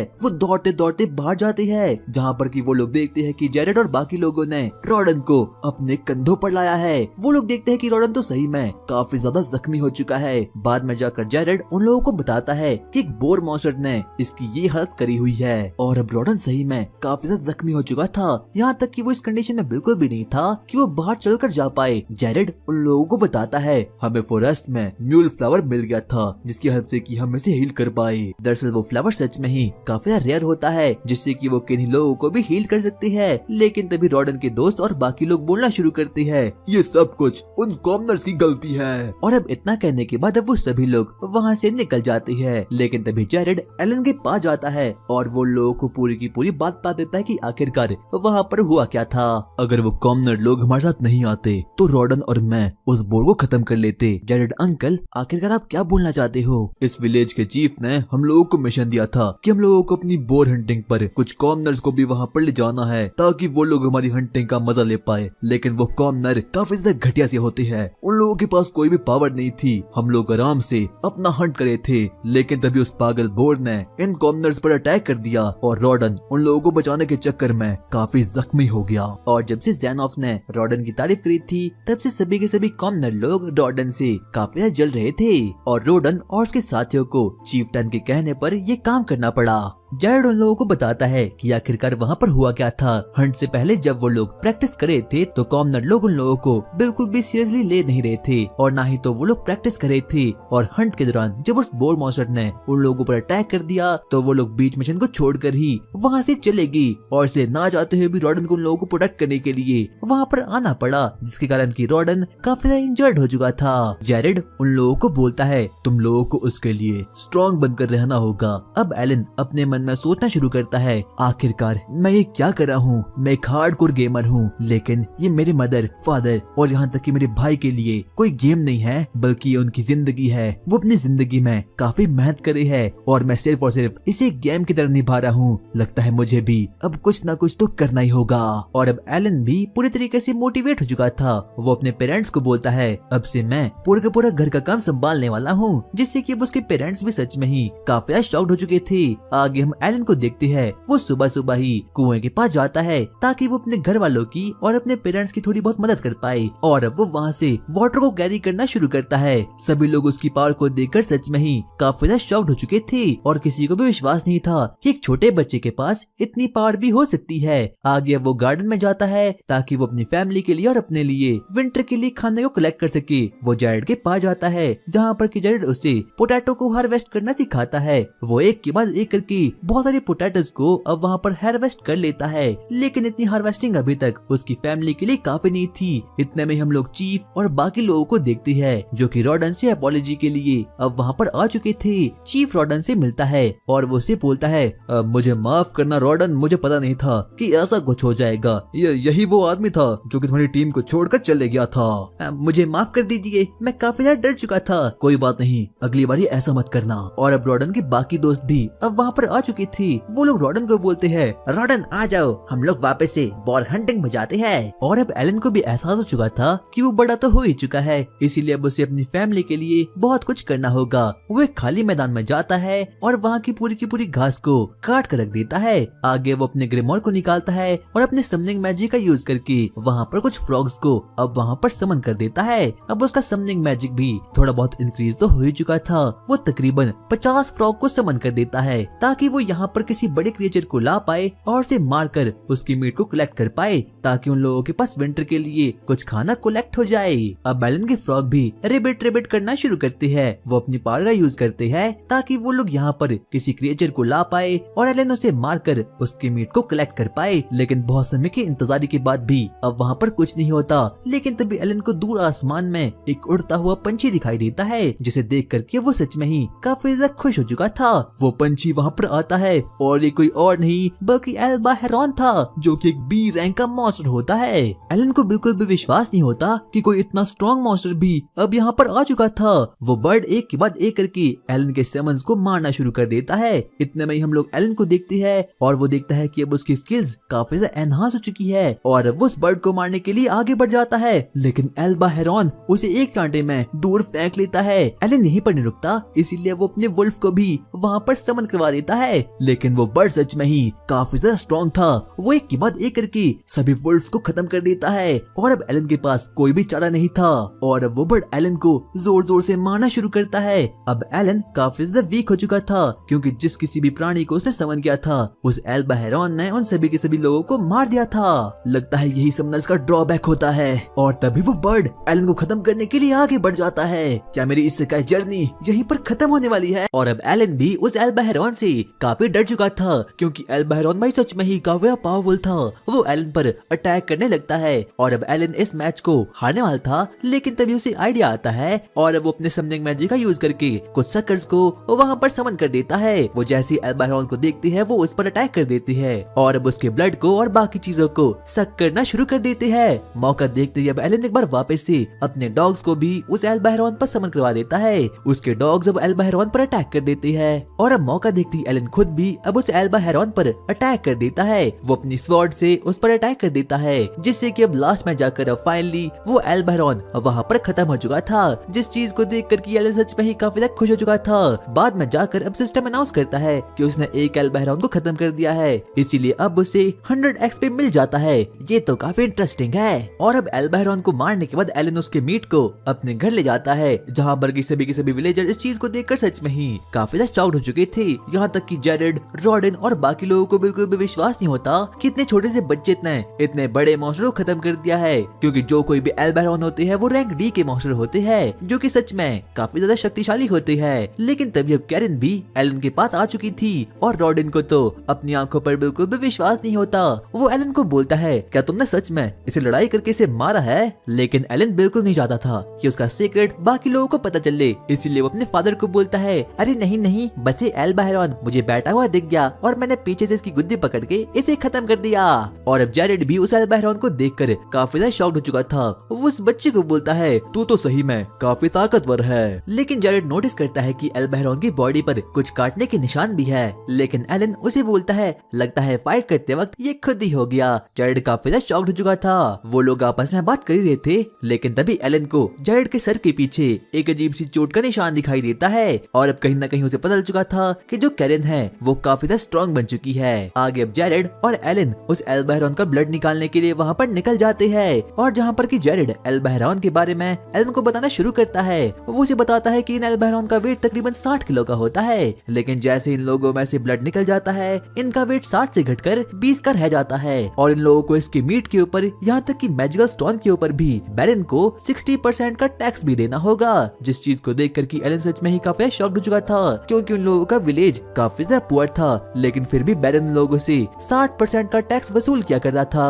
लेकिन तभी एलन को कुछ आइडिया आता है। वो जेरेड को बोलता है, मेरे पास एक प्लान है। और अब इतना कहने के बाद अब वो लोग विलेज के चीफ के पास जाते हैं ताकि वो लोगों से टैक्स भी दे पाए। लेकिन विलेज का चीफ उन लोगों को बोलता है, वाह, तुमने काफी अच्छा काम किया। अब मुझे इसके ऊपर 60% का टैक्स चाहिए और ऊपर से मुझे इस एल्बा हेरॉन का मीट भी चाहिए। लेकिन जेरेड और एलन ने तो पहले ही अपने लिए एक प्लान बना दिया था, इसीलिए वो उसे एग्जीक्यूट करना शुरू करते हैं। और वहीं हम लोग जेरेड को देखते हैं, जो कि नौटंकी करना शुरू करता है और बोलता है, एलन, तुम्हारे फादर जो कि हमारे विलेज के हीरो थे, जिसका नाम की रॉडेन था और जिसने पहले उस बोर मॉन्स्टर को खत्म किया था, वो काफी ज्यादा इंजर्ड है, जिससे कि अब उसकी फैमिली को कुछ भी खाने के लिए नहीं मिल रहा। पता नहीं वो लोग 60% के टैक्स के चक्कर में कहाँ जाएंगे। जिस चीज को सुनकर ही चीफ को अपने ऊपर थोड़ा बहुत गिल्ट फील हो जाता है। और वहीं हम एलन को भी देखते हैं, वो नौटंकी करना शुरू करता है और बोलता है, मैंने 7 दिनों से कुछ भी नहीं खाया, मुझे काफी भूख लगी है। और अब कहीं न कहीं चीफ को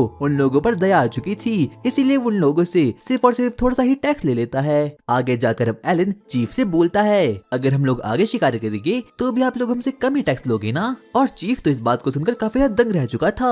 वो उसे बोलता है, नहीं बच्चे, तुम क्या बोल रहे हो, ये ऑफर तो बस आज के ही लिया था। लेकिन तभी वो लोग वापस से नौटंकी करना शुरू करते हैं। आगे अब हम लोग एलन को देखती है। कुछ महीनों के गुजरने के बाद वो वापस से उसी फील्ड में जाता है और जहाँ पर कि वो कुछ फ्रॉग्स को समन कर देता है। उनकी लालच में अब वहाँ पर कुछ एल्बा हेरॉन मॉन्स्टर अब वहाँ पर आ चुके थे। और तभी एलन अपने प्लान को एग्जीक्यूट करता है और उन लोगों पर से कर्ज को छोड़ लेता है। और अब इतने में वो वहाँ पर अपने वुल्फ मॉन्स्टर को और वहाँ पर समन कर देता है। और अब आगे जाकर वो उन लोगों पर पत्थर मारना शुरू करता है, जिससे कि उन एल्बा हेरॉन का एमपी पॉइंट और एचपी पॉइंट काफी ज्यादा ही लो हो चुका था। और आखिर में जाकर वो फाइनली उन 2 एल्बा हेरॉन मॉन्स्टर को वहाँ पर खत्म कर देता है। और बाद में जाकर उसकी ग्रिमोर अनाउंस करती है कि अब उसका लेवल 1 से लेवल 2 तक का हो चुका है। वो अपने स्टैट्स और बाकी के एम्पलीट्यूड्स को देखता है, जो कि काफी ज्यादा इंक्रीज हो चुकी थी। एलन बोलता है, मुझे इस हार्डकोर वर्ल्ड में काफी मजा आ रहा है, मैं जल्द से जल्द अपने लेवल को मैक्स करके रहूंगा।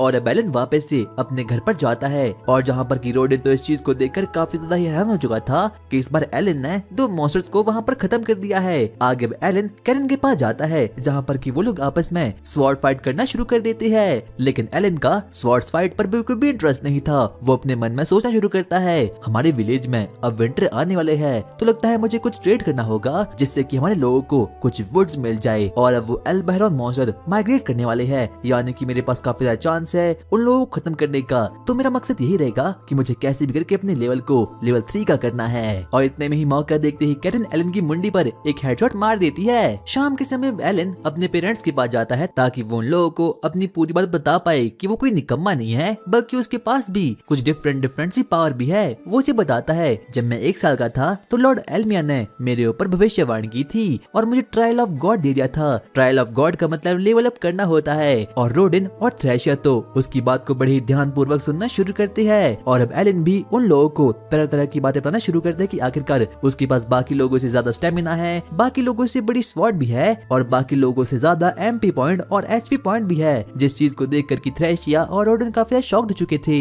लेकिन तभी अब वापस से उसके पेरेंट्स उसे बोलते हैं, क्या अगर तुम्हारे पास गॉड की दी गई भविष्यवाणी है और गॉड की दी गई पावर है तो उस वक्त सेरेमनी में लोगों को तुम्हारा टैलेंट क्यों नहीं दिखा? जिस पर कि एलन बोलता है कि गॉड ने अभी तक उसे बताया नहीं कि आखिरकार उसका टैलेंट क्या है। जिस चीज को देखकर कि थ्रेशिया थोड़ी बहुत इमोशनल हो चुकी थी। वो एलन को गले से लगा देती है और बोलती है, एलन मुझे पता था कि तुम्हारे पास काफी ज्यादा पावर हो सकती है और तुम ट्रायल ऑफ गॉड को अकेले ही दे रहे हो। अगर तुम्हें किसी भी चीज की जरूरत हो तो तुम हम लोगों को बोल सकते हो। और तभी अब एलन भी अपने मन में सोचना शुरू करता है, सॉरी मॉम डैड, मैं बता नहीं सकता कि मैं एक समनर हूँ और मैं बाकी के जानवर और बाकी लोगों को कंट्रोल कर सकता हूँ और उन लोगों को समन भी कर सकता हूँ और मैं आप लोगों को ये तक नहीं बता सकता कि मैं इस नई दुनिया में रीइंकार्नेट हुआ हूँ। और तभी रोडिन एलन से बोलता है, एलन बाकी लोगों को मत बताना कि तुम्हारे पास कुछ पावर्स भी है, वरना लोग समझेंगे कि हमने सेरेमनी के दिन कुछ घपला किया था। लेकिन मैं जैरेड को ये बात जरूर बता के रहूंगा क्योंकि वो अपनी बेटी के स्वॉर्ड गॉड होने पर कुछ ज्यादा ही फ्लैक्स झाड़ता है, तो मैं भी उस पर फ्लैक्स करूंगा। ठीक है डैड, आप ये कर सकते हो।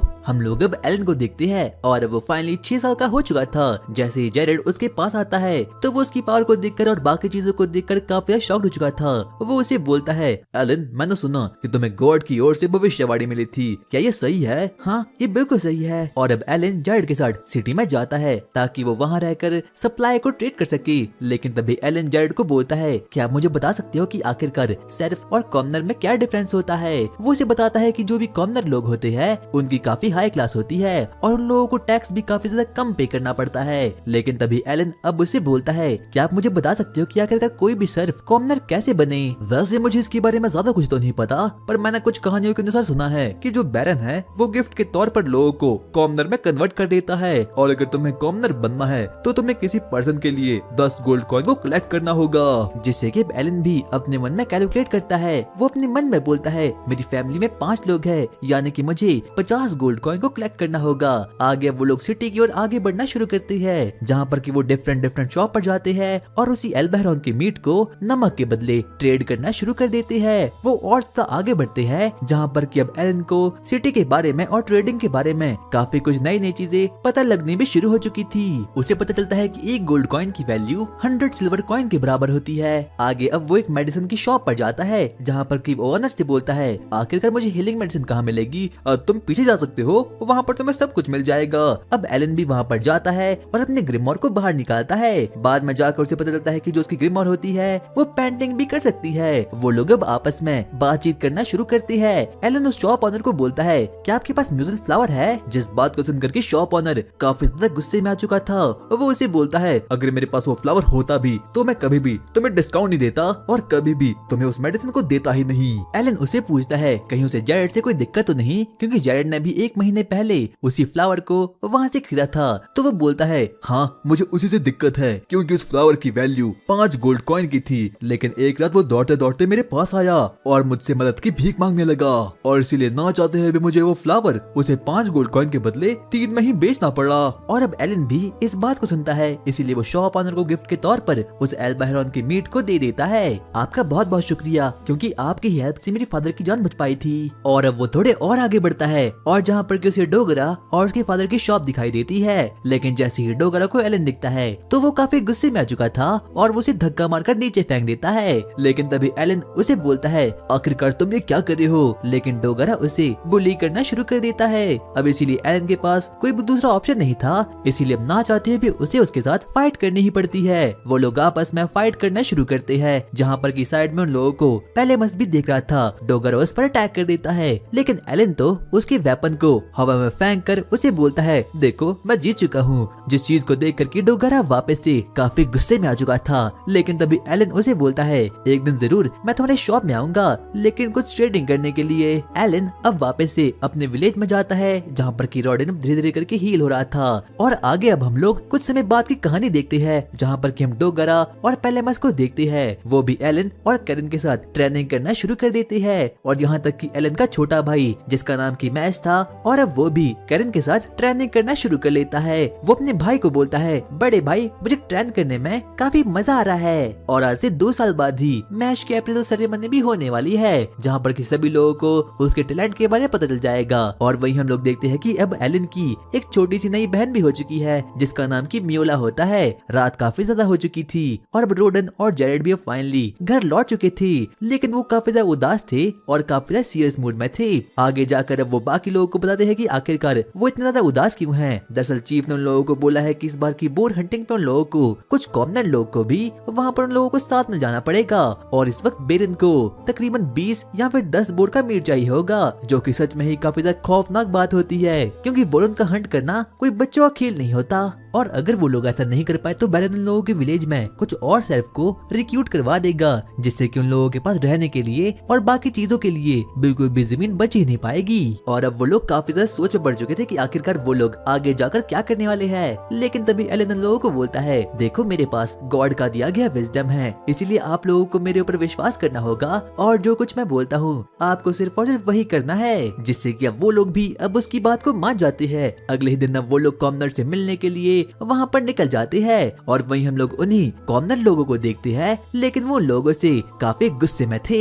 रोडिन तुम तो काफी जल्दी हील होगे। हाँ वैसे मैंने हील होने में काफी ज्यादा वक्त तो लगा ही दिया, तो क्या ये बच्चा भी हमारे साथ हंटिंग पर आने वाला है? हाँ इसका नाम एलन है और ये मेरा ही बेटा है, और ये भी हमारे साथ हंटिंग पर आने वाला है, और यहाँ तक कि इसी की स्ट्रेटेजी से हम लोग आज की बोर मॉन्स्टर को खत्म करने वाले हैं। लेकिन तभी हम लोग एलन को देखते हैं, और अब एलन अपने मन में सोचना शुरू कर देता है, काश मेरे डैड मुझे स्फीयर पकड़ने का मौका देते, लेकिन अफसोस मैं ऐसा नहीं कर पाऊंगा क्योंकि मैं किसी को भी उस कंडीशन में देखना नहीं चाहता। और वही हम लोग रोडन को देखते हैं, और अब उसके पास एक अजीब सा बंदा वहाँ पर आता है, जो कि कोई और नहीं बल्कि एक कॉमनर था, और वो एक न्यू बेबी था। वो रोडन को बोलता है, मास्टर रोडन मुझे पिछले एक्सीडेंट के लिए माफ करना, आगे से ऐसा कुछ भी नहीं होगा, कोई बात नहीं, आगे से ध्यान रखना। और वही हम लोग एलन और बाकी लोगों को देखते हैं, वो लोग फाइनली बोर की हंटिंग करने के लिए आगे बढ़ना शुरू करते हैं। लेकिन जैसे ही एलन आगे बढ़ता है वो अपने सामने वाइट ड्रैगन माउंटेन को देखता है, और पुरानी मान्यताओं के हिसाब से इस माउंटेन के अंदर एक बहुत ही विशालकाय ड्रैगन भी रहता है, जिस चीज को देख कर एलन तो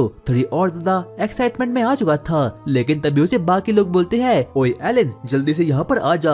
और अब वो लोग फाइनली फॉरेस्ट तक तो पहुँच चुके थे, जहाँ पर कि उन लोगों को शिकार करना था। सबसे पहले जेरेड और रोडन बाकी लोगों को बोलते हैं, जैसा कि हम लोगों ने प्रैक्टिस की थी अब हम लोग वैसा ही करेंगे, जल्दी से सभी के सभी लोग अपनी पोजीशन पर तैनात हो जाओ। और वो भी ठीक वैसा ही करते हैं। लेकिन तभी हम लोग कुछ आदमियों को देखते हैं, जिनके पीछे की अब वहाँ पर फाइनली वो बोर मॉन्स्टर अब वहाँ पर आ चुका था। जैसे ही वो बोर मॉन्स्टर आता है, टैंक टीम आगे जाती है और वो उसे रोक कर रख देती है, और वैसे ही रोडन की टीम आगे बढ़ती है और अब उस पर फाइनली अटैक करना शुरू कर देती है। और इतने में हम एलन को देखते हैं, जो कि अब न्यूबीज को ऑर्डर दे देता है और बोलता है, जाओ अब तुम्हारा वक्त आ चुका है। और अब बाकी की न्यूबीज भी आगे बढ़ते हैं, और अब वो फाइनली अपनी लाइफ के पहले बोर मॉन्स्टर को वहाँ पर खत्म कर देती है, जिससे कि सभी के सभी लोग काफी ज्यादा खुश हो चुके थे। यहाँ तक कि न्यूबीज को लग रहा था कि उन लोगों ने ट्रायल ऑफ गॉड को क्लियर कर दिया है, इसीलिए वो लोग सच में ही काफी ज्यादा एक्साइटमेंट में आना शुरू हो चुके थे। लेकिन तभी हम लोग एलन को वापस से देखते हैं, वो अपने ग्रिमोर को देखता है ताकि वो ये देख पाए कि आखिरकार उसके स्टैट्स इंक्रीज भी हुए हैं या फिर नहीं। वो अपने ग्रिमोर को ओपन करता है, लेकिन तब वो नोटिस करता है कि वहाँ पर तो ऐसा कुछ भी नहीं हुआ, और ऐसा इसीलिए था क्योंकि एलन ने इस वाली वॉर में बिल्कुल भी पार्टिसिपेट नहीं किया था, इसलिए ना ही तो उसके स्टैट्स बढ़ते हैं और ना ही तो बाकी चीजें। और वही हम लोग एलन और बाकी लोगों को देखते हैं, वो एक वेल के पास जाते हैं जहाँ से कि वो पानी भरना शुरू कर देती है। लेकिन तभी एलन कुछ लोगों को बोलता है, अरे प्लीज यार मुझे फाइट में पार्टिसिपेट करना है, क्या आप लोग मेरे डैड को भी इस चीज को समझा सकते हो? अरे नहीं नहीं हम नहीं समझा सकते, क्योंकि अगर हम लोगों ने रोडन को ऐसा कहा तो वो हमें मार देगा। उनमें से एक आदमी तो बचर भी था, इसीलिए एलन उसे अपने पास लाता है और वहाँ पर वो उसे कुछ एल बहरॉन के मीट को दिखा देता है। वो उसे बोलता है, क्या आप इन चीजों को बुचर कर सकते हो? और वो भी हाँ में मुंडी लाता है। अब हम लोग उसी बचर को देखते हैं जो कि अपने काम को शुरू करना शुरू करता है, और वहीं एलन अपने मन में सोच रहा था, मेरे पेरेंट्स काफी ज्यादा हार्ड वर्क करते हैं, इसलिए मुझे उनके लिए कैसे भी करके 50 गोल्ड कॉइन तो कमाना ही पड़ेगी। और वैसे भी एलन को तो इन चीजों को बुच करना ही था, तो अगर उसे विलेज में ही एक बुचर मिल गया तो ये सभी चीज अब उसके लिए काफी ज्यादा प्रॉफिट में हो चुकी है। आगे हम लोग वापस से विलेज के बाकी लोगों को देखते हैं, जो कि अब एक बार वापस से बोर को हंट करने के लिए फॉरेस्ट में आ जाते हैं। और अब एलन अपने मन में सोचना शुरू करता है। मुझे समझ आ रहा कि बैरन को आखिरकार इतना ज्यादा मीट क्यों चाहिए, क्योंकि उसके पास बिल्कुल भी शॉर्टेज नहीं है। वो इस बात को सोच रहा था, लेकिन तभी अब वहाँ पर एक बोर मॉन्स्टर अब वहाँ पर आ चुका था। सबसे पहले बेट टीम उसके ध्यान को उलझाती है और उसके बाद अब टैंक टीम उसके पास जाती है और उसे रोक कर रख देती है, और वहीं पर बाद में स्ट्राइक टीम उसे मारती है,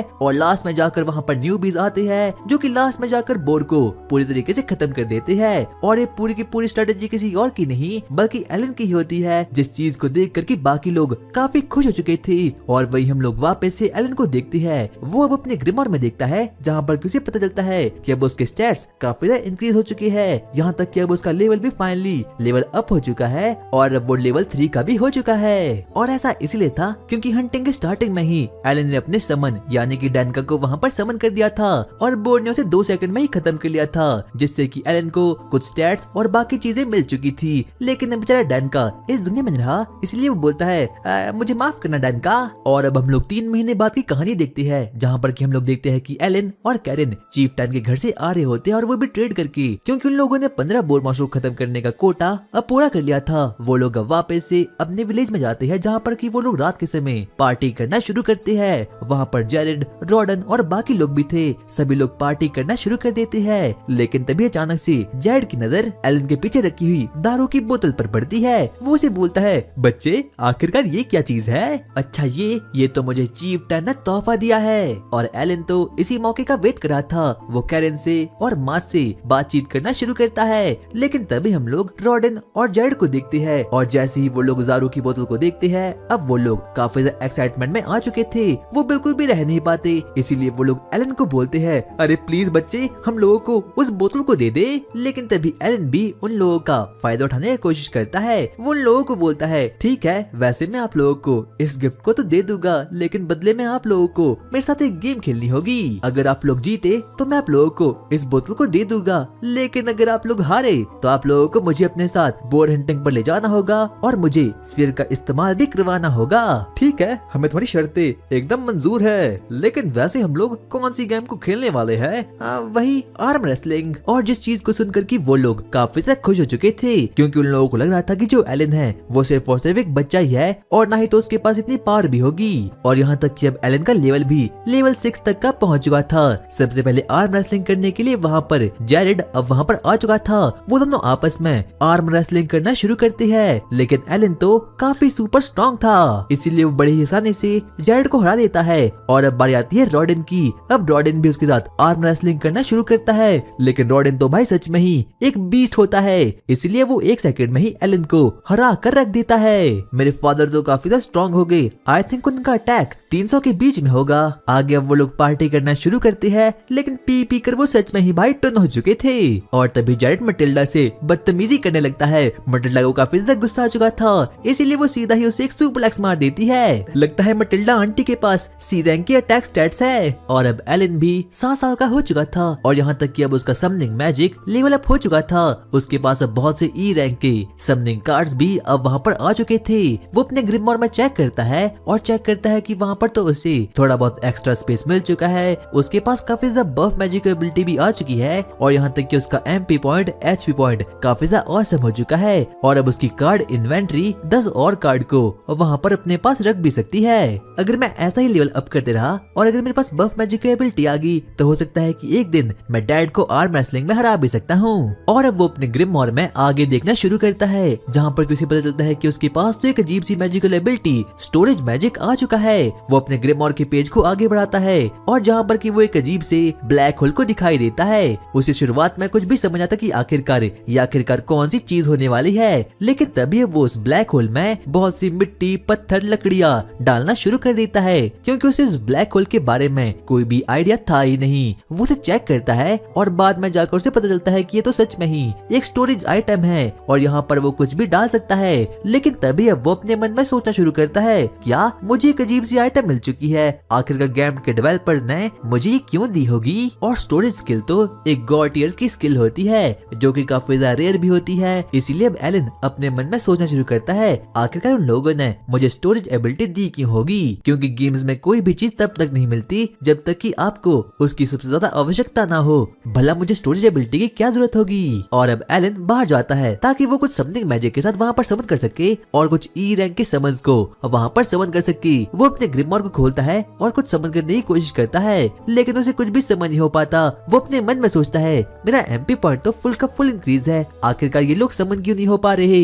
और वो अपने ग्रिमॉर में देखता है और उस ग्रिमॉर में लिखा हुआ था कि उसके पास कोई भी ई रैंक का मैजिक स्टोन है नहीं, इसीलिए वो कोई भी समन को समन नहीं कर सकता। वो अपने मन में सोचता है आखिरकार मुझे मैजिक स्टोन कहाँ मिलने वाले हैं। वो वापस से अब अपने घर में जाता है और अचानक से उसे एक ऐसी जगह मिलती है जहाँ पर कि उसने कुछ पैसे और कुछ मैजिकल स्टोन को वहाँ पर कलेक्ट करके रखा था। वो आगे बढ़ता है और अब उसमें से वो थोड़े बहुत मैजिक स्टोन को अपने साथ ले जाता है। वो बाहर जाता है और वो वापस से समनिंग मैजिक करना स्टार्ट कर देता है, लेकिन उसे कुछ भी नहीं होता। बाद में जाकर वो ब्लैक होल में उस मैजिकल स्टोन को वहाँ पर फेंक देता है और अब वो एक बार वापस से अपने समन स्किल को एक्टिवेट कर देता है। अचानक से उसका मैजिक एक्टिवेट हो चुका था और वहाँ पर एक बटरफ्लाई उत्पन्न हो चुकी थी। बटरफ्लाई, मैं तुम्हें चुनता हूँ। और वो बटरफ्लाई तो काफी बड़ी थी, लेकिन तभी अचानक से वहाँ पर एलन की मॉम भी अब वहाँ पर आ चुकी थी और ना चाहते हुए भी एलन को अपने समन को अपने पीछे छिपाना पड़ता है। एलन अपने समन्स को देखकर काफी ज्यादा खुश हो चुका था, लेकिन तभी हम लोग अचानक से एलन को देखते हैं। उसके सामने एक अजीब सा टाइगर वहाँ पर आ चुका था और एलन इस चीज को देखकर काफी ज्यादा डर चुका था, लेकिन ये कोई और नहीं बल्कि एलन के द्वारा ही किया गया एक समन होता है जो कि एक बीस्ट होता है और इसका नाम उसने टाम रखा हुआ था। वो उसके स्टैट्स को चेक करता है और वो तो सच में ही काफी ज्यादा ऑसम होते हैं। इतने में हम लोग वापस से एलन को देखते हैं और अब वो अपने मन में बोलता है लगता है मुझे थोड़ा बहुत फ्यूजन मैजिक का ट्राई करना होगा। वो बटरफ्लाई और टामा को फ्यूज करने की कोशिश करता है, लेकिन उससे तो कुछ फ्यूज ही नहीं होता, इसीलिए वो मैजिक स्टोन का इस्तेमाल करता है और फाइनली अब उसे अचानक से एक बर्ड मिल चुका था।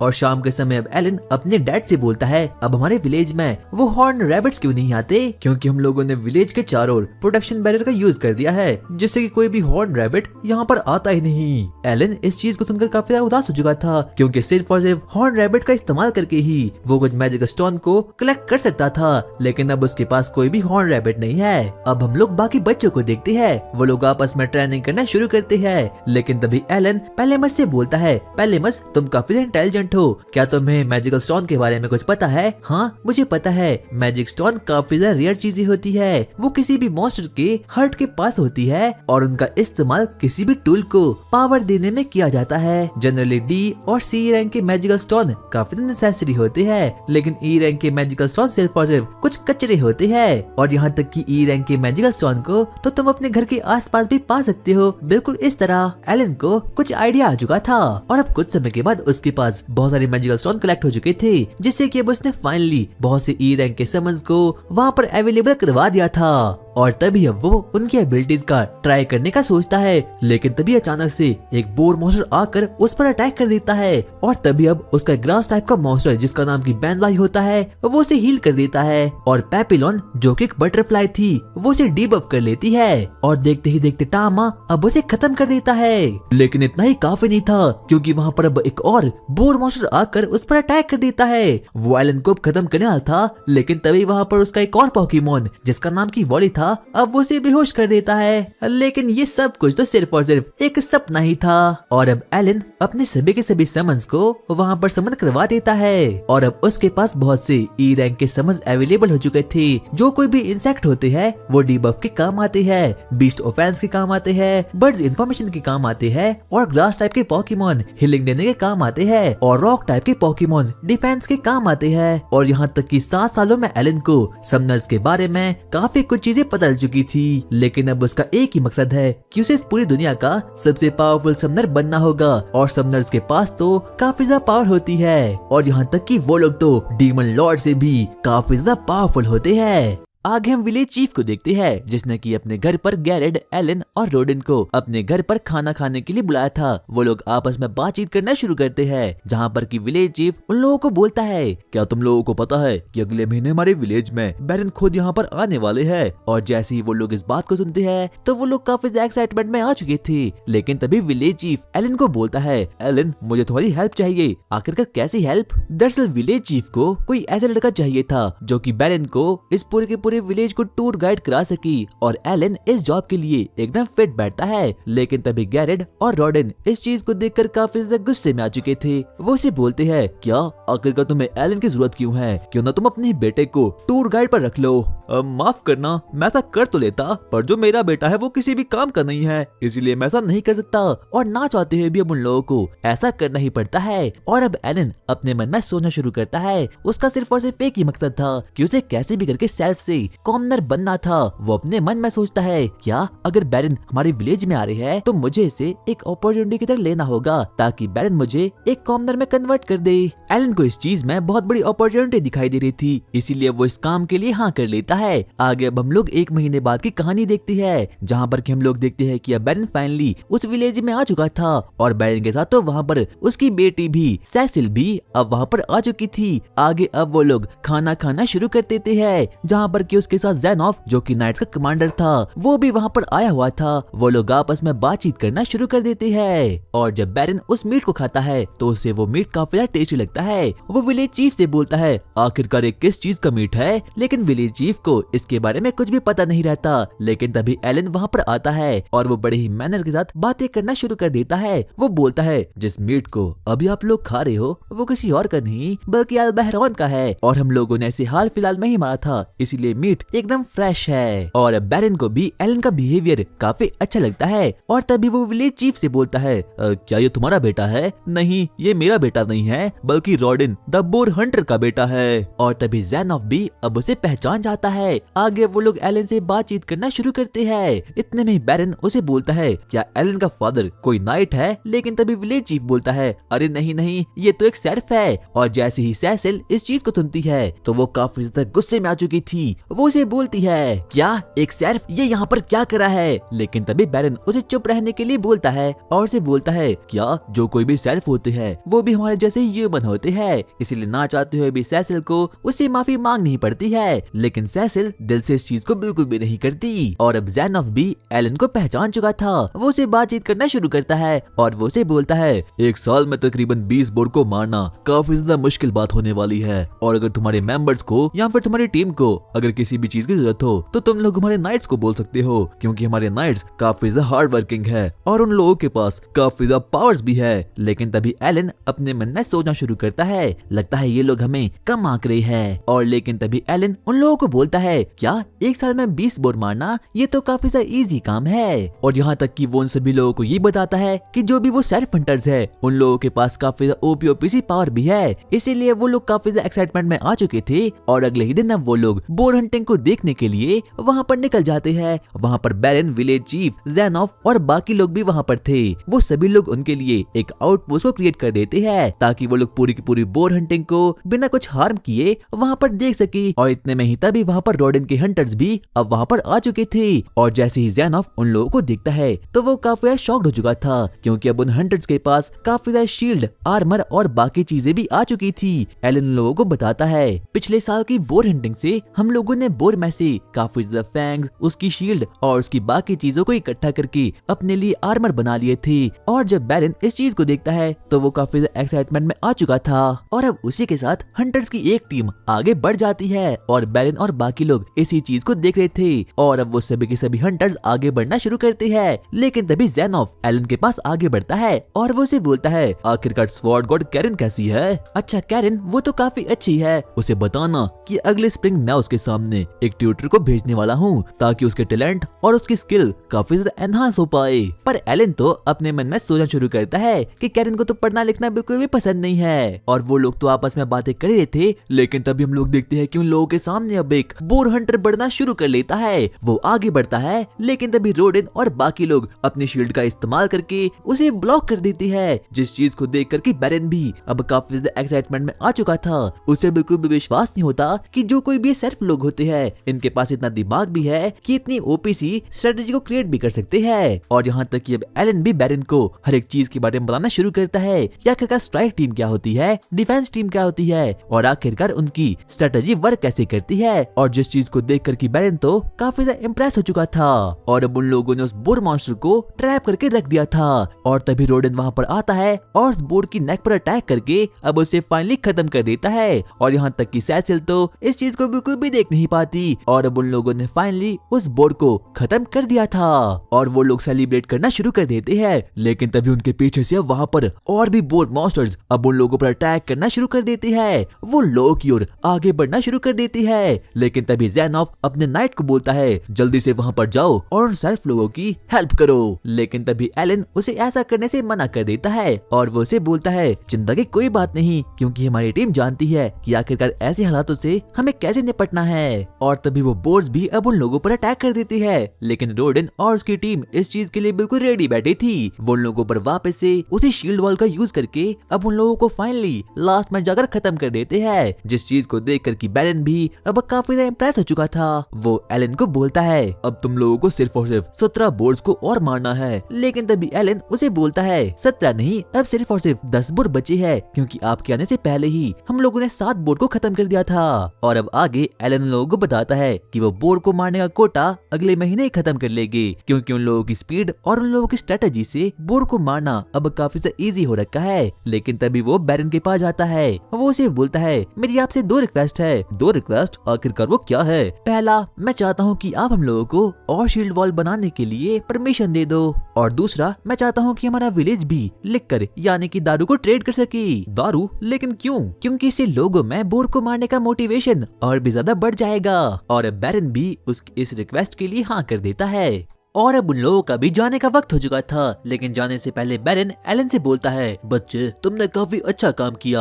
अब वो लोग अपने घोड़े पर बैठकर अपने घर वापस जाना शुरू कर देती है। लेकिन तभी एलन की मुलाकात वहाँ पर सेसिल से होती है। वो उसे बोलती है तुमने कोई अच्छा काम नहीं किया, बस मेरे फादर ने तो तुम्हारी तारीफ यूं ही कर दी। और शाम के समय बैरन रोडेन और गैरेट को अपने घर पर बुलाता है, जिस चीज को देख कर कि एलन भी अब काफी ज्यादा खुश हो चुका था। वो अपने मन में सोचता है लगता है अब बैरन हम लोगों को कॉमनर बना लेगा। वो उन लोगों से बातचीत करना शुरू करता है और अब वो उन लोगों को बोलता है मुझे तुम्हारा विलेज और तुम्हारी बोर हंटिंग की स्किल्स काफी ज्यादा पसंद आई, इसीलिए मैंने फैसला किया है कि मैं तुम दोनों के परिवार को कॉमनर में कन्वर्ट कर दूंगा। और जैसे ही एलन इस चीज को सुनता है तो वो काफी ज्यादा एक्साइटमेंट में आ चुका था, क्योंकि अब वो कोई सर्फ नहीं रहा, बल्कि अब वो तो एक कॉमनर बन चुका है, यानी कि वो अपने विलेज के बाहर जा सकता है और वहाँ पर भी हंटिंग कर सकता है। उसका बचपन से सिर्फ और सिर्फ एक ही मकसद था कि उसे कैसे भी करके उस ड्रैगन को खत्म करना है और उसे टेम करना है। और यहाँ तक कि बैरन तो अब उन लोगों से काफी ज्यादा खुश हो चुका था। वो लोगों को बोलता है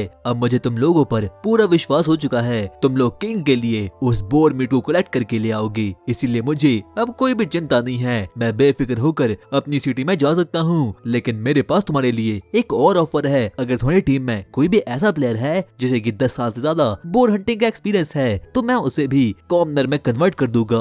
और अब वो सभी के सभी लोग वहाँ से जाने वाले थे, लेकिन तभी बैरन का बटलर उसे बोलता है मास्टर लगता है आप किसी चीज को भूल रहे हो। और अब बैरन को भी याद आता है कि आखिरकार वो किस बारे में बात कर रहा है। और अब तो किंग भी कैरन विलेज की परफॉर्मेंस को देखकर काफी खुश हो चुका था, और अब इसलिए उन लोगों ने डिसाइड किया है कि वो लोग कैरन विलेज को प्रमोट कर लेंगे। और तभी बैरन रोडेन को बोलता है आखिरकार तुम्हारे विलेज में बोर हंटिंग कैसे स्टार्ट हुई। लेकिन तभी गैरेड उसे बताता है कि रोडेन इस बारे में आपको कुछ भी नहीं बता सकता, इसीलिए अब गैरेड उसे बताना शुरू करता है कि आखिरकार वहाँ पर हुआ क्या था। तकरीबन 13 साल पहले जबकि उन लोगों के पास कुछ भी नहीं था, तब उन लोगों ने इस विलेज को डिस्कवर किया था और यहाँ पर कुछ भी नहीं था। उन लोगों ने साथ मिलकर बहुत मेहनत की और यहाँ पर फार्मिंग करने की कोशिश की, लेकिन तभी एक दिन यहाँ पर एक बोर मॉन्स्टर यहाँ पर आ गया और उसने उन लोगों के पूरे फार्म को और उनके घरों को एकदम तहस नहस कर लिया। उन लोगों के पास कोई भी ऑप्शन नहीं था कि आखिरकार उन लोगों को अपने फ्यूचर में क्या करना होगा। लेकिन तभी सभी सर्फ में से रोडेन बाहर निकला और उसने उन लोगों को स्ट्रेटेजी बताई और बोला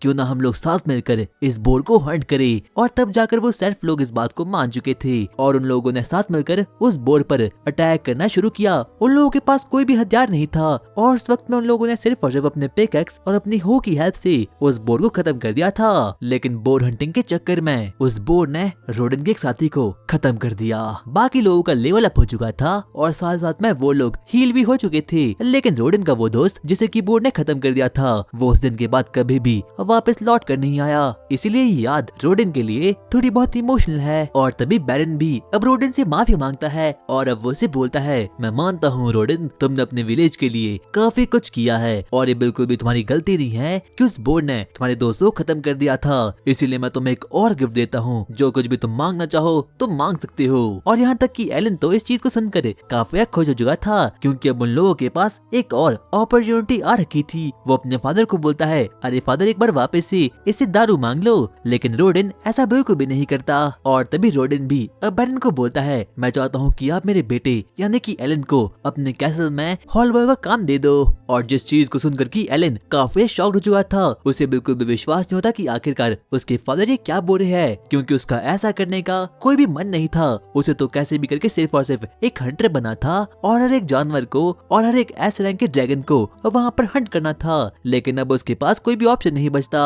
और वहीं अब बैरन भी एलन के बारे में सोचना शुरू करता है और बैरन के बटलर को भी एलन से कोई भी दिक्कत नहीं होती। वो अपने मास्टर को बोलता है, हाँ मास्टर, हम लोगों को ऐसा करना चाहिए क्योंकि एलन एक समझदार लड़का है। और अब बैरन भी अपना फैसला सुनाता है। वो लोगों को बोलता है, एलन एक समझदार लड़का है, इसीलिए मैं चाहता हूँ कि मैं एलन को अपनी फैमिली का एक मैन सर्वेंट बना लूं। और तभी एलन भी अब इस चीज को मना करने वाला था, लेकिन तभी अब वो अपने फादर को देखता है और रोडेन सच में ही काफी खुश था।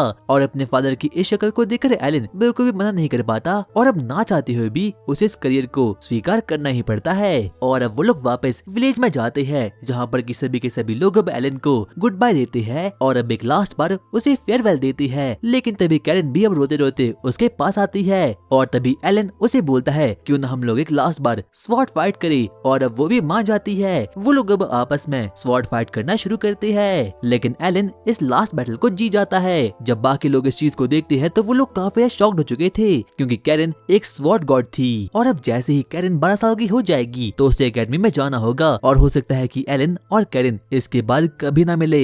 और दूर से पेलेमस और डोगरा भी उसे वहाँ पर देख रहे थे, लेकिन तभी डोगारा वहाँ पर आता है और फेयरवेल के रूप में उसे एक नाइफ को दे देता है। और लास्ट में जाकर अब एलन सभी लोगों को गुड बाय बोलता है और अब रॉयल कैसल की ओर आगे बढ़ना शुरू कर देता है।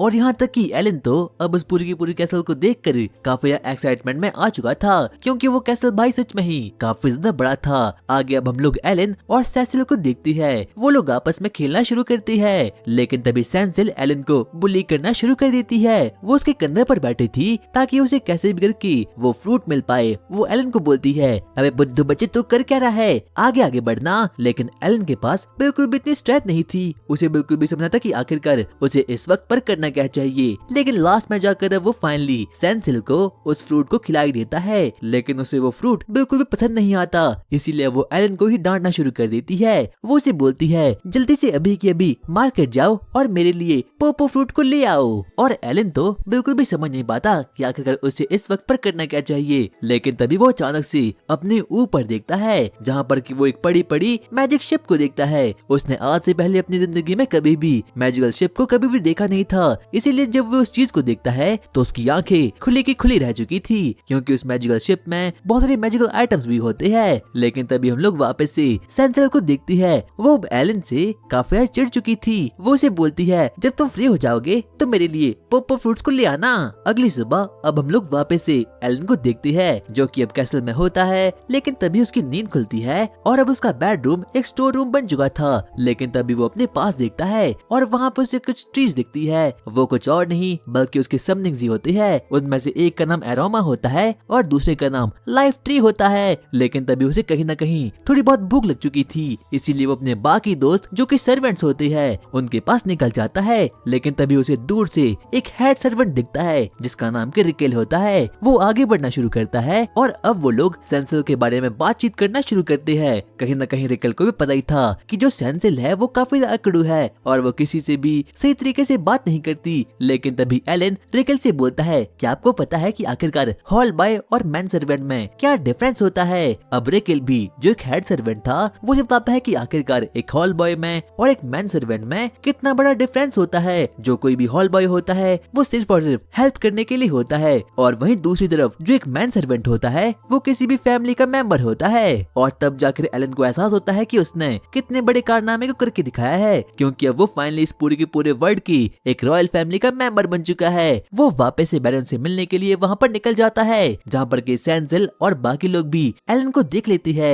और जैसे ही सैनसिल की मदर एलन को देखती है तो वो काफी ज्यादा खुश हो चुकी थी, क्योंकि एलन ने बड़े ही जल्दी सर्वेंट्स का काम सीख लिया है। और तभी अब वो लोग आपस में टैलेंट्स की बातें करना शुरू करते हैं, जहाँ पर कि अब सेंथल को पता चलता है कि जो एलन है उसके पास कोई भी टैलेंट नहीं है और वो एक टैलेंटलेस है, इसीलिए वो उसके सामने फ्लैक्स करना शुरू कर देती है। वो उसे बोलती है, क्या तुम्हें पता है मैं एक विजार्ड हूँ। और जब एलन को इस बारे में पता चलता है तो वो काफी एक्साइटमेंट में आ चुका था, क्योंकि जो कोई भी विजार्ड का टैलेंट होता है वो काफी रेयर होता है और उसके पास तो एक 2 स्टार का टैलेंट है। और यहाँ तक कि जो उसकी बड़ी बहन है जिसका नाम की मिहाई है, वो कोई और नहीं बल्कि एक स्वॉर्ड्समैन है। लेकिन तभी उसकी बड़ी बहन जो कि उसके साइड में थी और उसका नाम थॉमस था, वो रोना शुरू कर देती है और वो अपने फादर को बोलती है, फादर आखिरकार मेरे पास कोई टैलेंट क्यों नहीं है। और बाद में जाकर बेरन उसे समझाता है कि टैलेंट होने से या फिर ना होने से कोई भी फर्क नहीं पड़ता।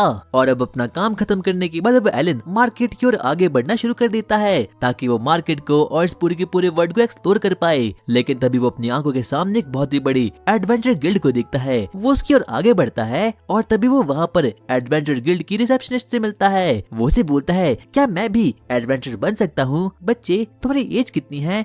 मैं 8 साल का हूँ। लेकिन तभी वो रिसेप्शनिस्ट उसे बताती है कि अगर उसे एडवेंचर गिल्ड में ज्वाइन होना है तो उसे 8 का नहीं बल्कि 12 साल का होना पड़ेगा। लेकिन तभी अब एलन भी डिसाइड कर देता है कि उसे कैसे भी करके मॉन्स्टर हंटर बनना होगा, इसीलिए वो जल्दी से आगे बढ़ता है और वहाँ पर जाता है जहाँ पर की मॉन्स्टर्स और बाकी लोगों की क्वेस्ट और बाउंड्रीज लगी होती है। वो आगे बढ़ता है जहाँ पर की उसे तरह तरह की बाउंड्रीज दिखाई देती है। वो अपनी आंखों के सामने सबसे पहले कुछ डी रैंक के गॉब्लिन्स और बिग टोड्स को देखता है। वो थोड़ा और ऊपर देखता है और वहाँ पर उसे सी रैंक के और मॉन्स्टर दिखाई देते हैं, पर किन्हीं भी बाउंड्रीज में उनकी लोकेशन बिल्कुल भी नहीं थी। इसीलिए बैलन वापस से अपने घर की ओर आगे बढ़ना शुरू करता है। लेकिन तभी वो अपने पीछे एक अजीब से एडवेंचर को देखता है जिसका नाम की रेवन होता है। वो रेवन से बोलता है, आखिरकार इन बाउंड्रीज पर कोई लोकेशन क्यों नहीं है, क्योंकि ये मॉन्स्टर्स कहीं भी मिल जाते हैं। वेट, आखिरकार मैं तुम्हारा टीचर क्यों बन रहा हूँ? और वो एडवेंचर काफी ज्यादा घमंडी था, इसीलिए वो एलन को कुछ भी नहीं बताता, क्योंकि उसे लगता है कि जो एलन है वो सिर्फ और सिर्फ एक बच्चा है और वो कुछ भी कर नहीं पाएगा। लेकिन तभी एलन उसे थोड़े और बहुत क्वेश्चन करना शुरू कर देता है और अब कहीं ना कहीं वो एडवेंचर भी अब उसे पूरी की पूरी डिटेल को बताना शुरू करता है। वो उसे बताता है कि जो कोई भी हाई रैंक के मॉन्स्टर्स होते हैं वो अक्सर ड्रैगन माउंटेन्स में पाए जाते हैं। और अब कहीं ना कहीं एलन को भी इस चीज को देखकर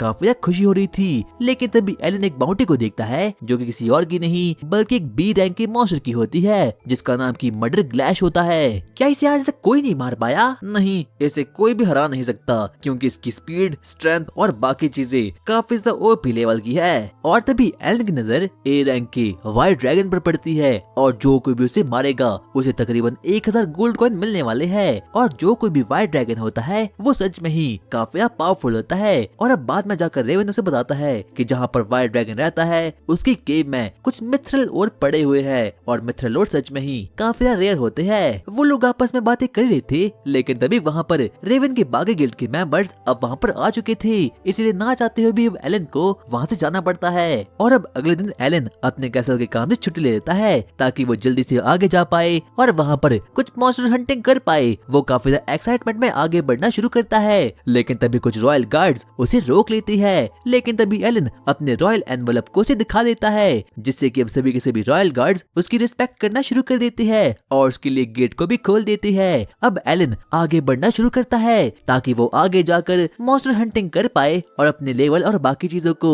काफी ज्यादा एनहांस कर पाए। वो जाते जाते फाइनली एक फॉरेस्ट में पहुंच चुका था और तभी वो सबसे पहले अपने हॉकिंस नाम के कार्ड को वहां पर समन कर देता है। उसका ये समन काफी ज्यादा इंटेलिजेंट होता है।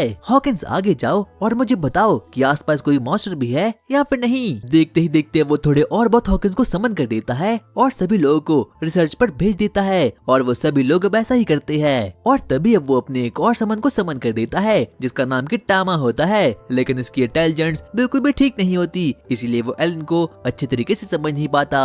और तभी एलन भी अब अपने ग्रिममोर से एक नाइफ को निकाल देता है। वो कुछ करने वाला था, लेकिन तभी अब वहाँ पर हॉकिंस अब वहाँ पर आ जाता है। अब एलन को कहीं ना कहीं एहसास हो चुका था कि इस वाले मॉन्स्टर को बाकी मॉन्स्टर की लोकेशन मिल चुकी है, इसीलिए वो हॉकिंस के पीछे भागना शुरू कर देता है और वहाँ पर उसे थोड़े बहुत गॉब्लिन मॉन्स्टर दिखाई देते हैं। वो गॉब्लिन सीधे ही एलन को देख लेती है, लेकिन तभी एलन भी अपने टामा टॉमस को वहाँ पर समन कर देता है। वो एक शेर नहीं बल्कि तकरीबन 10 शेर को वहाँ पर समन कर देता है। वो सभी के सभी लोग एक बार में ही अब उन लोगों पर अटैक कर देते हैं और लास्ट में जाकर वो फाइनली उन गॉब्लिन्स को वहाँ पर खत्म कर देते हैं। और अब एलन आगे बढ़ता है और उनके शरीर में से कुछ जेमस्टोन को कलेक्ट करना शुरू कर देता है। वो उन जेमस्टोन को कलेक्ट करता है और अपने ग्रिमोर में डाल देता है ताकि अब उसके समन्स और भी ज्यादा स्ट्रॉन्ग बन पाए। और उसे उन गॉब्लिन्स को मारकर तकरीबन 1000 एक्सपी मिल चुका था।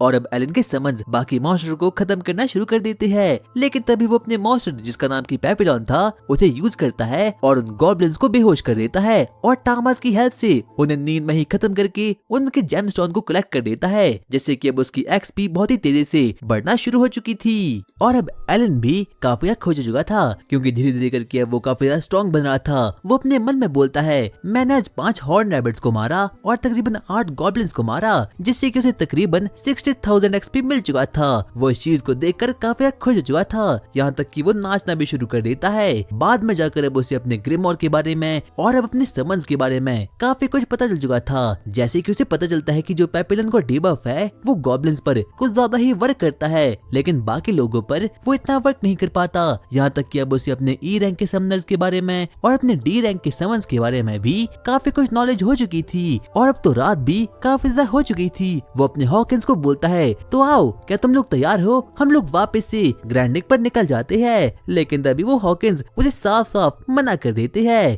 क्योंकि इस बार एलन बिल्कुल भूल चुका था कि उसके पास जो हॉकिंस है वो ईगल है ना कि उल्लू, इसीलिए वो लोग रात को देख नहीं सकते। और रात के समय अब एलन अपने घर भी जा नहीं सकता क्योंकि वो रास्ता भूल चुका था। और अब 1 महीने के बाद अब एलन काफी स्ट्रॉन्ग बन चुका था। वो एक शॉप में जाता है जहाँ पर कि वो 3 आयरन बॉल्स को खरीदता है और वो भी 60 सिल्वर कॉइन में, ताकि वो उन गॉब्लिन्स को खत्म कर पाए और एक के बाद एक करके अपने समन्स और अपने लेवल को इंक्रीज भी कर पाए, क्योंकि जो कोई भी आयरन बॉल्स होते हैं ये काफी ज्यादा डैमेज करते हैं। और यहाँ तक कि अब तो उसका लेवल 12 का हो चुका है और उसका अटैक पावर और बाकी चीजें तकरीबन 300 तक पहुँच चुकी थी। और अब वो अपनी जिंदगी में काफी अच्छे तरीके से लेवल अप करना भी सीख चुका था। वो वापस से रात के समय कैसल में जाता है, लेकिन तभी उसकी मुलाकात वहाँ पर अपने बटलर से हो जाती है। वो उसे बोलता है मुझे आपसे कुछ बात करनी है। आगे हम एलन और बैरन को देखते हैं। वो लोग अब आपस में बातचीत करना शुरू करते हैं, जहाँ पर कि बैरन एलन को बोलता है एलन, तुमने पिछले 2 महीनों में हमारे लिए काफी अच्छा काम किया, लेकिन मैं जानना चाहता हूँ कि तुम अपने फ्री टाइम में क्या करते हो। और अब एलन के पास कोई भी दूसरा ऑप्शन नहीं बचता, इसलिए ना चाहते हो उसे बैरन को सब कुछ साफ साफ बताना पड़ता है। वो उसे बोलता है मैं कुछ नहीं करता, बस मैं फॉरेस्ट में जाता हूँ और कुछ मॉन्स्टर हंटिंग करता हूँ। और उन लोगों को लग रहा था कि जो एलन है वो सिर्फ और सिर्फ कुछ हॉर्न रैबिट्स को मारता होगा, लेकिन ऐसा बिल्कुल भी नहीं था। इतने में ही एलन उन लोगों को बोलता है मैं रोडिन द बोर हंटर का बेटा हूँ और इसलिए मैं कभी भी हंटिंग करना छोड़ नहीं सकता। और अब बैरन और बटलर को भी ये चीज काफी ज्यादा पसंद आती है। वो उसे बोलते हैं तुम चाहते हैं कि जो कोई भी मॉन्स्टर मीट तुम मारते हो तुम उन चीजों को हमें बेच लो और बदले में हम लोग तुम्हें 1 सिल्वर कॉइन देंगे। जिस चीज को देख कर के एलन भी काफी ज्यादा खुश हो चुका था। और अब 6 महीने बीत जाते हैं, यहाँ तक कि अब एलन की पावर और बाकी चीजें काफी ज्यादा ओवर पावर्ड हो चुकी थी। एलन एक पेड़ के नीचे बैठकर अपने ग्रिमोर को पढ़ना शुरू करता है, लेकिन तभी उड़ते उड़ते वहाँ पर हॉकिंस और उसके बाकी के दोस्त अब वहाँ पर आ चुके थे। और तभी एलन को लगता है कि ये लोग कुछ वियर्ड बिहेव कर रहे हैं, इसीलिए वो अपने सेब को छोड़कर जल्दी से उन लोगों के पीछे आगे भागना शुरू करता है। और अब वो फाइनली उस लोकेशन तक पहुंच चुका था और जहां पर कि वो देखता है कि कुछ गॉब्लिन मॉन्स्टर एक एडवेंचर गिल्ड पर अटैक कर बैठे हैं। और यहाँ तक कि रेवन जो कि एलन को पहले मिला था वो काफी ज्यादा जख्मी हो चुका है और उन लोगों के पास बिल्कुल भी इतनी पावर नहीं है कि वो लोग अकेले ही उन लोगों को खत्म कर पाए। इसीलिए अब ना चाहते हुए भी अब एलन को लोगों पर अपने आयरन बॉल का यूज करना ही पड़ता है। और वो सभी के सभी लोग एलन को यहाँ पर देखकर काफी ज्यादा शॉक्ड हो चुके थे। उन लोगों को बिल्कुल समझ नहीं था कि आखिरकार ये बच्चा यहाँ पर क्या कर रहा है। और अब एलन को भी इस चीज का एहसास हो चुका था कि वो इन लोगों के सामने अपने समनिंग मैजिक का यूज बिल्कुल भी कर नहीं सकता। और अब इसीलिए वो ना चाहते हुए भी अपने नाइफ को बाहर निकालता है और अब उस गॉब्लिन मॉन्स्टर से लड़ने के लिए आगे बढ़ना शुरू कर देता है। उसका लेवल भी अब लेवल 12 का हो चुका था और उसका अटैक पावर और उसकी एजिलिटी भी अब 300 लेवल की हो चुकी थी। इसीलिए वो एक के बाद एक करके अब हर एक गॉब्लिन को खत्म कर देता है। और अब रेवन की हालत भी काफी ज्यादा खराब हो रही थी, लगता है ये ट्रायल ऑफ गॉड को पास नहीं कर पाया। और तभी एलन भी अब वहाँ पर जाता है और तभी वो अपने ग्रिमोर में से उसी लीफ ऑफ लाइफ को निकालता है और तभी वो उसे रेवन इन पर यूज कर देता है, जिससे कि अब वो फाइनली एकदम हील अप हो चुका था। और यहाँ तक कि उन लोगों को अपनी आंखों पर बिल्कुल भी विश्वास नहीं होता कि किसी के पास इतनी ओवर पावर्ड मैजिकल आइटम भी हो सकती है। ठीक है, तो मैं चलता हूँ। रुक जाओ, तुमने मेरी जान बचाई है, इसके बदले में मैं तुम्हारे लिए क्या कर सकता हूँ? बस मेरे बारे में किसी को भी कुछ बताना मत। और क्या तुम मेरे लिए ई रैंक के जेमस्टोन को कलेक्ट कर सकते हो? हाँ, हम लोग बिल्कुल कर सकते हैं। और अब इतना कहने के बाद अब वो लोग अपने अपने रास्ते पर निकल जाते हैं। और अब धीरे धीरे करके एलन को अपने ग्रिमोर के बारे में और अब अपने मैजिक के बारे में काफी कुछ नई नई चीजें पता लगनी शुरू हो चुकी थी। वो सबसे पहले अपने समन हॉकिन को वहाँ पर समन कर देता है और वो उसे बोलता है, हॉकिन, मैं जानना चाहता हूँ कि तुमने पिछली बार मेरे ऑर्डर को फॉलो क्यों नहीं किया? क्योंकि पिछली बार एलन ने उसे ये ऑर्डर दिया था कि उसे कैसे भी करके कुछ मॉन्स्टर के ग्रुप को ढूंढना है जिसमें कि तकरीबन 10 गॉब्लिन शामिल हो। लेकिन हॉकिन उसे वहाँ ले गया जहाँ पर कुछ जरूरतमंद लोग काफी ज्यादा मुश्किल में थे, और जिससे कि एलन को एहसास होता है कि जो कोई भी उसके समन है उनके पास अपनी फ्री विल है। और रात के समय सैंसिल एलन के कंधों पर बैठकर कुछ तो निकाल रही थी। अगले स्प्रिंग मेरी बहन मिहाई यहाँ पर आने वाली है। और जैसे ही एलन इस चीज को सुनता है तो वो काफी डर चुका था।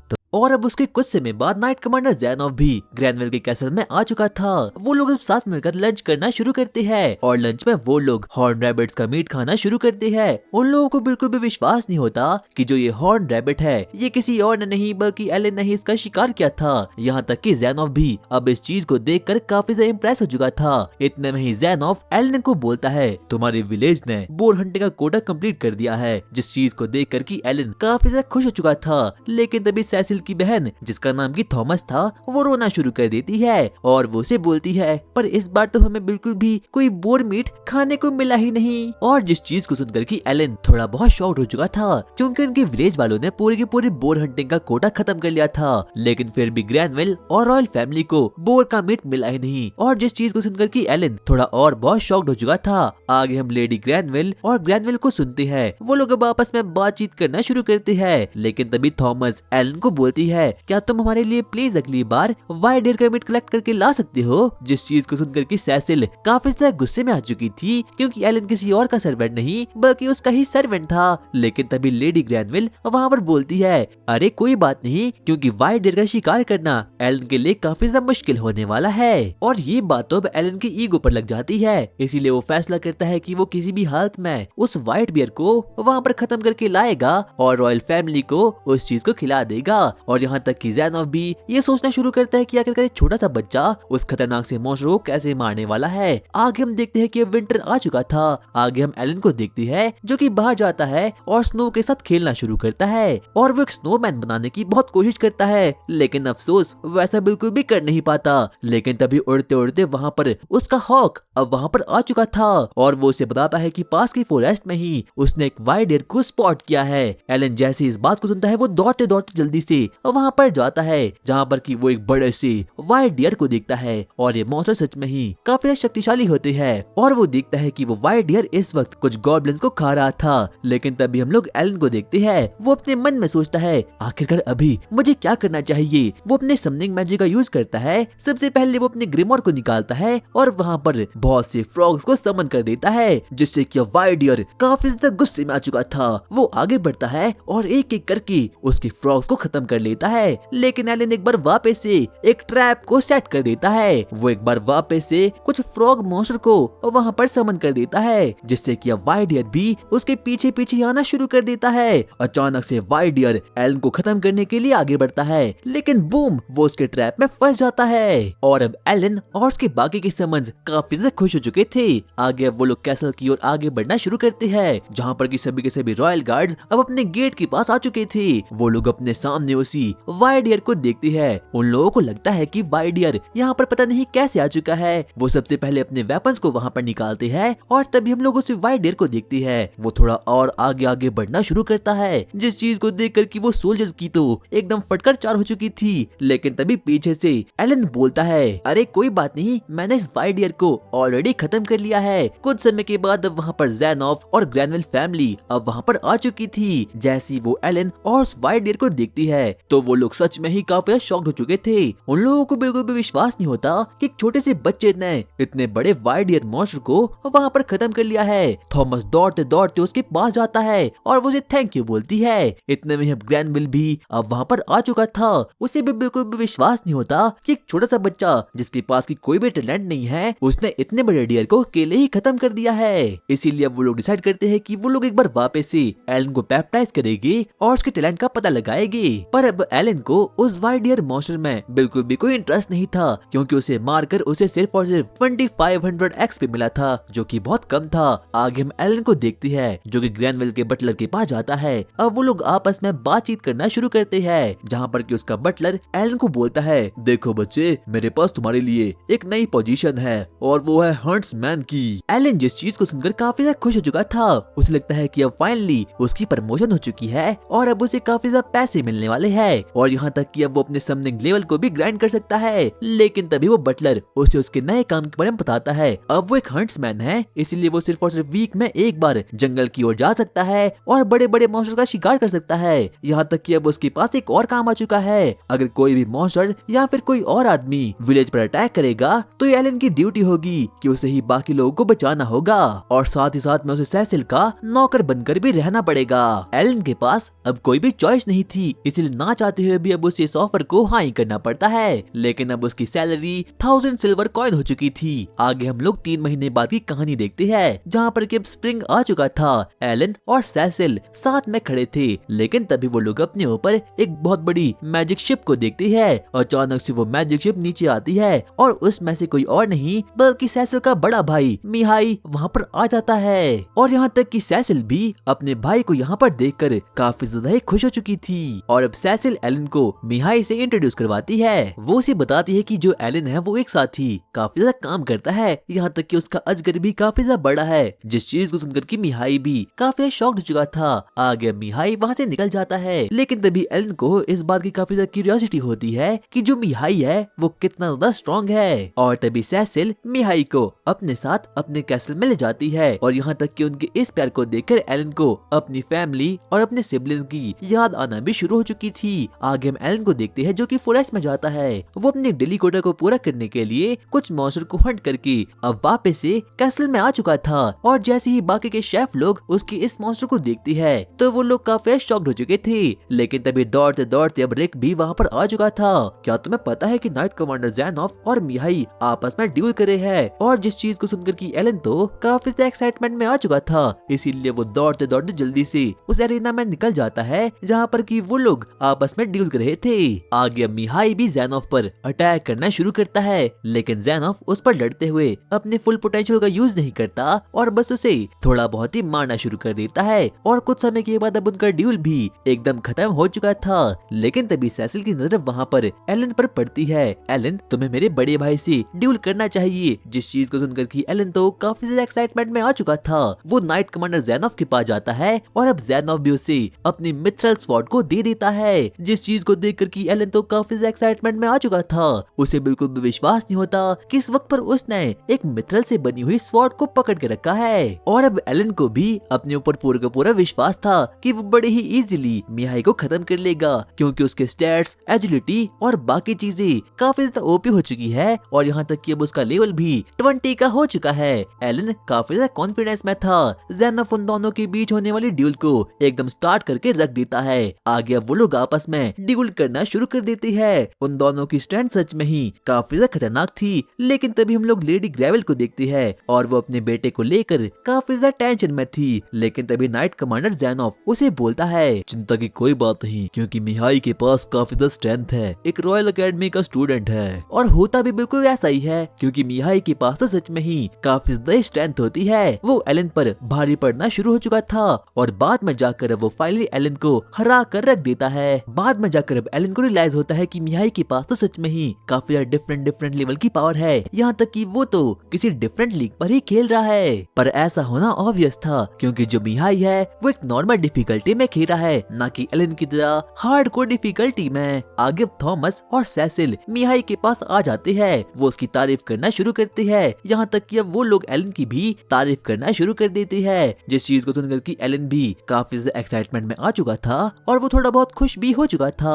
लेकिन तभी मियाही उन लोगों को गुड बाय बोलता है और वो उन लोगों को बोलता है, मैंने अपने समर की हॉलीडेज में एक डंजन को एक्सप्लोर किया था। डंजन एकदम मेज जैसे होते हैं और वहाँ पर काफी ज्यादा डिफरेंट लेवल के मॉन्स्टर भी होते हैं और उन लोगों को मारकर ही मैं इतना पावरफुल हुआ हूँ। और डंजन के नाम को सुनकर तो वो लोग काफी ज्यादा खुश हो चुके थे। यहाँ तक कि एलन तो डंजन के नाम को सुनकर ही काफी ज्यादा एक्साइटमेंट में आ चुका था।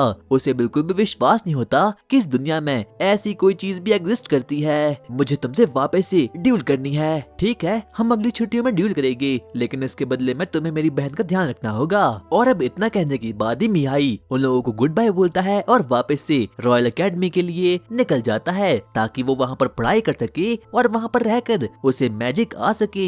आगे हम अब 3 महीने बाद की कहानी देखते हैं, जहाँ पर की बैरन से मुलाकात करने के लिए वहाँ पर विस्काउंट का कर्नल अब वहाँ पर आ चुका था। अब वो लोग आपस में बातचीत करना शुरू करते हैं, लेकिन तभी एलन भी अब वहाँ पर आ चुका था, जो कि उसे थोड़ा बहुत हॉट रैबिट मीट खाने के लिए दे देता है। कर्नल को लगता है कि ये कुछ और नहीं बल्कि उनके किंगडम का फेमस बोर मीट है, लेकिन ऐसा तो बिल्कुल भी नहीं होता।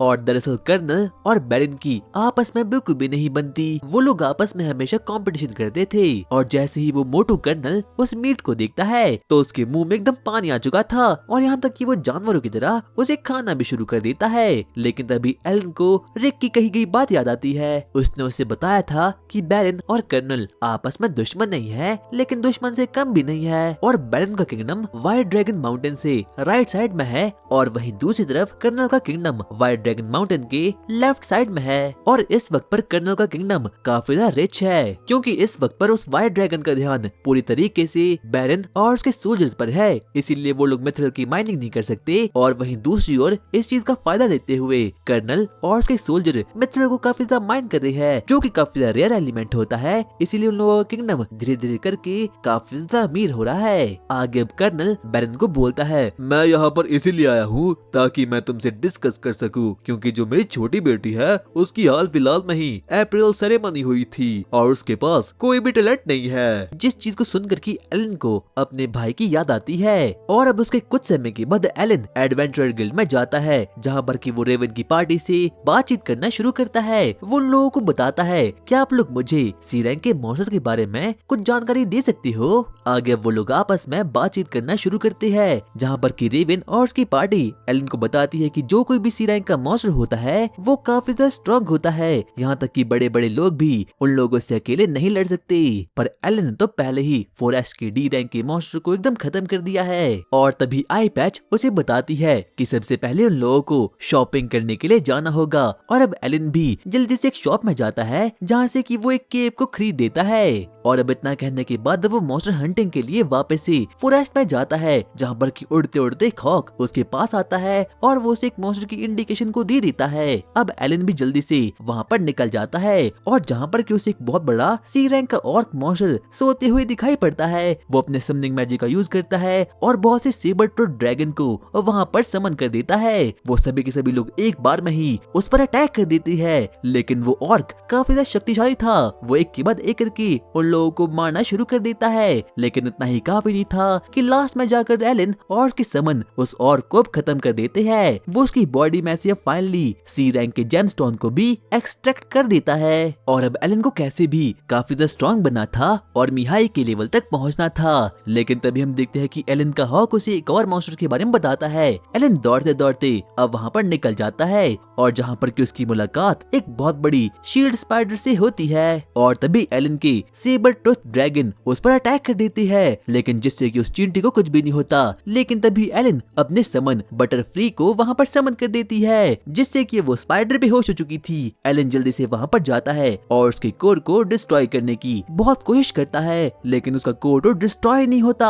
और तभी एलन को याद आता है कि बहुत समय पहले उसने एक मैजिकल क्लास को अटेंड किया था, जहाँ पर कि बुढ़ाऊ टीचर बटलर उसे कुछ तो सिखा रहा था, लेकिन तभी वो उस बुढ़ाऊ को बोलता है, क्या मैं भी मैजिक का इस्तेमाल कर सकता हूँ? देखो, इसके लिए तुम्हें इस मैजिकल बॉल पे अपने हाथ को रखना होगा। अगर ये ग्लो किया तो तुम मैजिक का इस्तेमाल कर सकते हो, और अगर ये नहीं किया तो आगे का तुम समझ ही जाओ। एलन अब उस पर अपने हाथ को रखता है, लेकिन तभी हम लोग देखते हैं कि वो मैजिकल बॉल तो बिल्कुल भी ग्लो करता ही नहीं। आगे बैरन और फैमिली आराम से बैठकर ब्रेकफास्ट कर रहे थे, लेकिन तभी दौड़ते दौड़ते उन लोगों के पास वहाँ पर उन लोगों का बटलर, जिसका नाम कि रिक था, वो वहाँ पर आता है। वो उन लोगों को बोलता है, हम लोगों को यहाँ से भागना चाहिए, क्योंकि हम लोगों के किंगडम की ओर मर्डर ग्लैश नामक मॉन्स्टर आ रहा है। जिस चीज को सुनकर के सभी लोग काफी ज्यादा शॉक्ड हो चुके थे। उन लोगों को बिल्कुल भी विश्वास नहीं होता कि उन लोगों की ओर एक बी रैंक का मॉन्स्टर, जिसका नाम की मर्डर ग्लैश है, वो यहाँ पर आ चुका है। लेकिन तभी बैरन अपने बटलर को बोलता है, आखिरकार ज़ेनोफ और बाकी लोग कहाँ हैं? और बाद में जाकर उसका बटलर उसे बताता है कि जो कोई भी ज़ेनोफ और उसकी गैंग है, वो किसी दूसरे मिशन के लिए किंगडम से बाहर गई है, और वो लोग तो 3 दिन के अंदर ही किंगडम में आने वाले हैं। जिस चीज को सुनकर के बैरन भी काफी शॉक्ड हो चुका था। लेकिन तभी दूर खड़ा एलन उन लोगों को बोलता है, ठीक है तो कोई बात नहीं, मैं वहाँ पर जाऊंगा।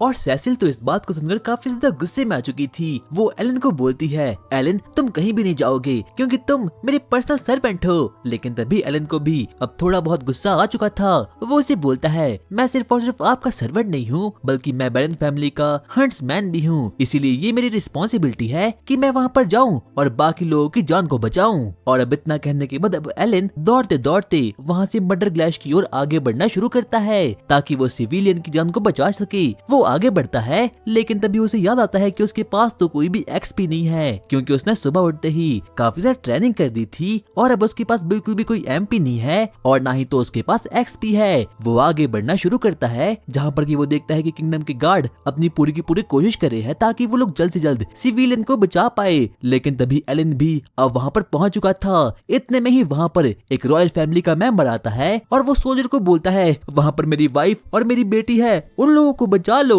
एलन भी अब वहाँ पर पहुंच चुका था, और जैसे ही वो अपने सामने देखता है, उसे एक बहुत बड़ा जायंट मॉन्स्टर वहाँ पर दिखाई देता है, और ये कोई और नहीं बल्कि बी रैंक का मर्डर ग्लैश मॉन्स्टर ही था। वो आगे देखता है और देखता है कि वो मर्डर ग्लैश तो उन दोनों लड़कियों पर अटैक करने वाला था। लेकिन तभी एलन वहाँ पर जाता है और उस पर अपने मैजिक बॉल से अटैक कर देता है, जिससे कि वो उसकी एक आंख को फोड़ कर रख देता है। लेकिन अब वो मर्डर ग्लैश काफी ज्यादा गुस्से में आ चुका था।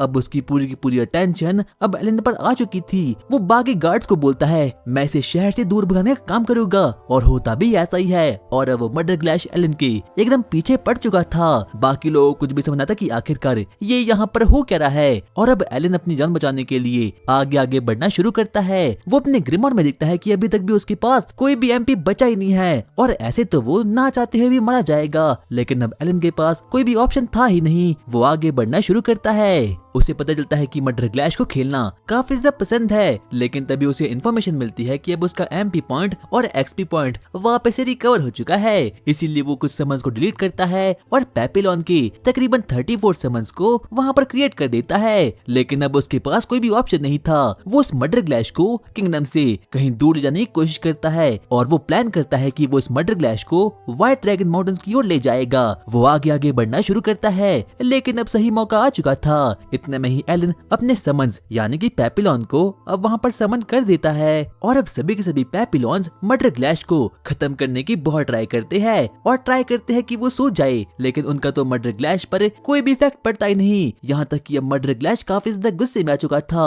और अब शाम भी हो चुकी थी। लेकिन अब एलन सिर्फ और सिर्फ भागे जा रहा था, और वो मर्डर ग्लैश अभी भी उसका पीछा ही कर रहा था। और यहाँ तक कि अब एलन के पास कोई भी स्टेमिना बचता ही नहीं, और यहाँ तक कि वो बिल्कुल भी समझ नहीं पाता कि आखिरकार उसे इस वक्त पर करना क्या चाहिए। वो अपने मन में सोचता है, आखिरकार मेरी डीबफ और बाकी चीज यहाँ पर काम क्यों नहीं करी। वो इतना सोच रहा था, लेकिन तभी वो अपने ऊपर देखता है कि वहाँ पर मर्डर ग्लैश वापस से उसके पीछे वहाँ पर आ चुका है। आगे हम 3 दिन बाद की कहानी देखते हैं, जहाँ पर कि एलन जैसे तैसे करके फाइनली अपने किंगडम तक तो पहुँच चुका था। लेकिन अब उसके पास कोई भी स्टेमिना होता ही नहीं। आखिर में जाकर वो फाइनली सेसिल और अपने बटलर से भी मिल जाता है। उन लोगों को बिल्कुल भी विश्वास नहीं होता कि एलन तक तकरीबन 3 दिनों के बाद वापस से अपने किंगडम में आ चुका है। इसके बाद अब एलन बैरन के पास जाता है। वो उसे पूरी की पूरी बात बताता है कि आखिरकार वहाँ पर हुआ क्या था, और यहाँ तक कि बैरन और ज़ेनोफ भी उसकी इस बात को सुनकर काफी ज्यादा शॉक्ड हो चुके थे। उन लोगों को बिल्कुल भी विश्वास नहीं होता कि एक छोटा सा बच्चा इतना कुछ भी कर सकता है। बैरन और उसकी फैमिली इनाम के तौर पर उसे 10 गोल्ड कॉइन देती है और 10 गोल्ड कॉइन उसे एक रॉयल फैमिली देती है जिन लोगों को की एलन ने बचाया था। और तभी अब एलन अपने मन में सोचता है, अब मेरे पास 20 गोल्ड कॉइन हो चुकी है, यानी कि मैं मिथरल स्वॉर्ड को परचेज कर सकता हूँ। और अब इसके बाद एलन अपनी मिथरल स्वॉर्ड ले जाकर फॉरेस्ट में जाता है, जहाँ पर कि वो हंटिंग करना शुरू करता है। उसकी मुलाकात सबसे पहले एक स्पाइडर मॉन्स्टर से होती है, लेकिन अब उसके पास अब फाइनली मिथरल की बनी स्वॉर्ड आ चुकी थी। वो बारी बारी करके अब उसकी आर्मर और उसके बाकी बॉडी पार्ट्स को काटना शुरू कर देता है, जिससे कि अब उसे फाइनली उस मॉन्स्टर का जेमस्टोन भी मिल चुका था। इसके बाद वो वापस से जमीन पर जाता है, जहाँ पर कि वो ये देखने की कोशिश करता है कि जो कोई भी उसके समन्स होते हैं आखिरकार वो किस तरीके से काम करते हैं। वो उन लोगों के सामने कुछ क्विज को रखता है, जिससे कि उसे पता चलता है कि जो कोई भी उसका समन होता है आखिरकार वो लोग साथ मिलकर कैसे काम करते हैं, और यहाँ तक कि उनका IQ लेवल कितना है। इतने में वो अपने नए समन, जिसका नाम की पोपो था, उसे भी अब वहाँ पर समन कर देता है, और उसका इंटेलिजेंस लेवल बाकी समन से काफी ज्यादा लेवल का होता है। और अब एलन भी 9 साल का हो चुका था। हम लोग वापस से प्रेजेंट में आते हैं, जहाँ पर कि हम लोग एलन और मिहाई की फाइट को देखते हैं। वो लोग एक बार वापस से ड्यूल करना शुरू करते हैं, लेकिन इस बार फाइनली अब लोग बड़ी ही एग्रेसिव होकर आपस में ड्यूल करना शुरू कर देते हैं, यहाँ तक कि लास्ट में जाकर एक बार वापस से मिहाई एलन को हरा देता है। और अब वो लोग ब्रेकफास्ट करने के लिए साथ में बैठ जाते हैं, और जहाँ पर कि मिहाई को पता चलता है कि एलन ने मर्डर क्लैश के साथ भी बैटल कर रखी है, जिस चीज को सुनकर के मिहाई भी काफी ज्यादा शॉक्ड हो चुका था। वो उसे बोलता है, क्या तुमने सच में एक बी रैंक की मॉन्स्टर के साथ फाइट की है? अरे नहीं नहीं, वो फाइट नहीं थी, बल्कि बस मैं तो उसे भागे जा रहा था। और तभी थॉमस मिहाई को बोलती है, क्या आप बी रैंक के मॉन्स्टर को हरा सकते हो? नहीं नहीं, क्योंकि अभी तक मैं उतना स्ट्रॉन्ग हुआ नहीं। और तभी दौड़ते दौड़ते वहाँ पर एक गार्ड वहाँ पर आ जाता है। वो लोगों को बोलता है, व्हाइट ड्रैगन कहीं चला गया। बैरन को इस चीज पर बिल्कुल भी विश्वास नहीं होता। क्या वही ए रैंक का व्हाइट ड्रैगन जिसकी कीमत की 1000 गोल्ड कॉइन है? उन लोगों को बिल्कुल भी विश्वास नहीं होता कि अब वो लोग फाइनली व्हाइट ड्रैगन माउंटेन्स में जा सकते हैं और वहाँ पर मिथरल ओर की माइनिंग भी कर सकते हैं। आगे वो लोग आपस में बातचीत करना शुरू करते हैं, क्योंकि अब अगर वहाँ से व्हाइट ड्रैगन निकल चुका है तो उन लोगों का किंगडम अब कुछ समय के बाद काफी ज्यादा रिच बनने वाला है। और यहाँ तक कि ज़ेनोफ भी उसे बोलता है कि उन लोगों के किंगडम पर उन लोगों को काम भी करना चाहिए। ज़ेनोफ, तुम एक काम करो, व्हाइट ड्रैगन माउंटेन्स में जाओ और देखो कि क्या ये न्यूज़ सच भी है या फिर नहीं। लेकिन ज़ेनोफ उसे बोलता है, हमें सबसे पहले उसके डंजन्स को विजिट करना होगा, ताकि हम ये देख पाए कि क्या सच में वो व्हाइट ड्रैगन वहाँ से गया भी है या फिर नहीं। और अब सभी लोग इस बात पर अग्री कर जाते हैं। लेकिन तभी हम लोग मिहाई को देखते हैं, और अब वो भी इस बात से काफी ज्यादा इम्प्रेस हो चुका था। इतने में ही वो नाइट कमांडर ज़ेनोफ को बोलता है, क्या मैं भी आपके साथ डंजन में आ सकता हूँ? लेकिन तभी ज़ेनोफ उसे ऐसा करने से साफ साफ मना कर देते हैं, क्योंकि व्हाइट ड्रैगन माउंटेन्स के डंजन काफी खतरनाक है, और वहाँ पर तो बहुत हाई लेवल के ऑर्क मॉन्स्टर और बाकी मॉन्स्टर वहाँ पर हमेशा मौजूद रहते हैं। लेकिन तभी हम लोग एलन को देखते हैं। वो अपने मन में सोचता है, अरे नहीं, अगर ऐसा हुआ तो मैं और ज्यादा ग्राइंड नहीं कर पाऊंगा और मेरा एक्सपी यहीं पर रह जाएगा। लगता है मुझे जल्द से जल्द कुछ करना होगा।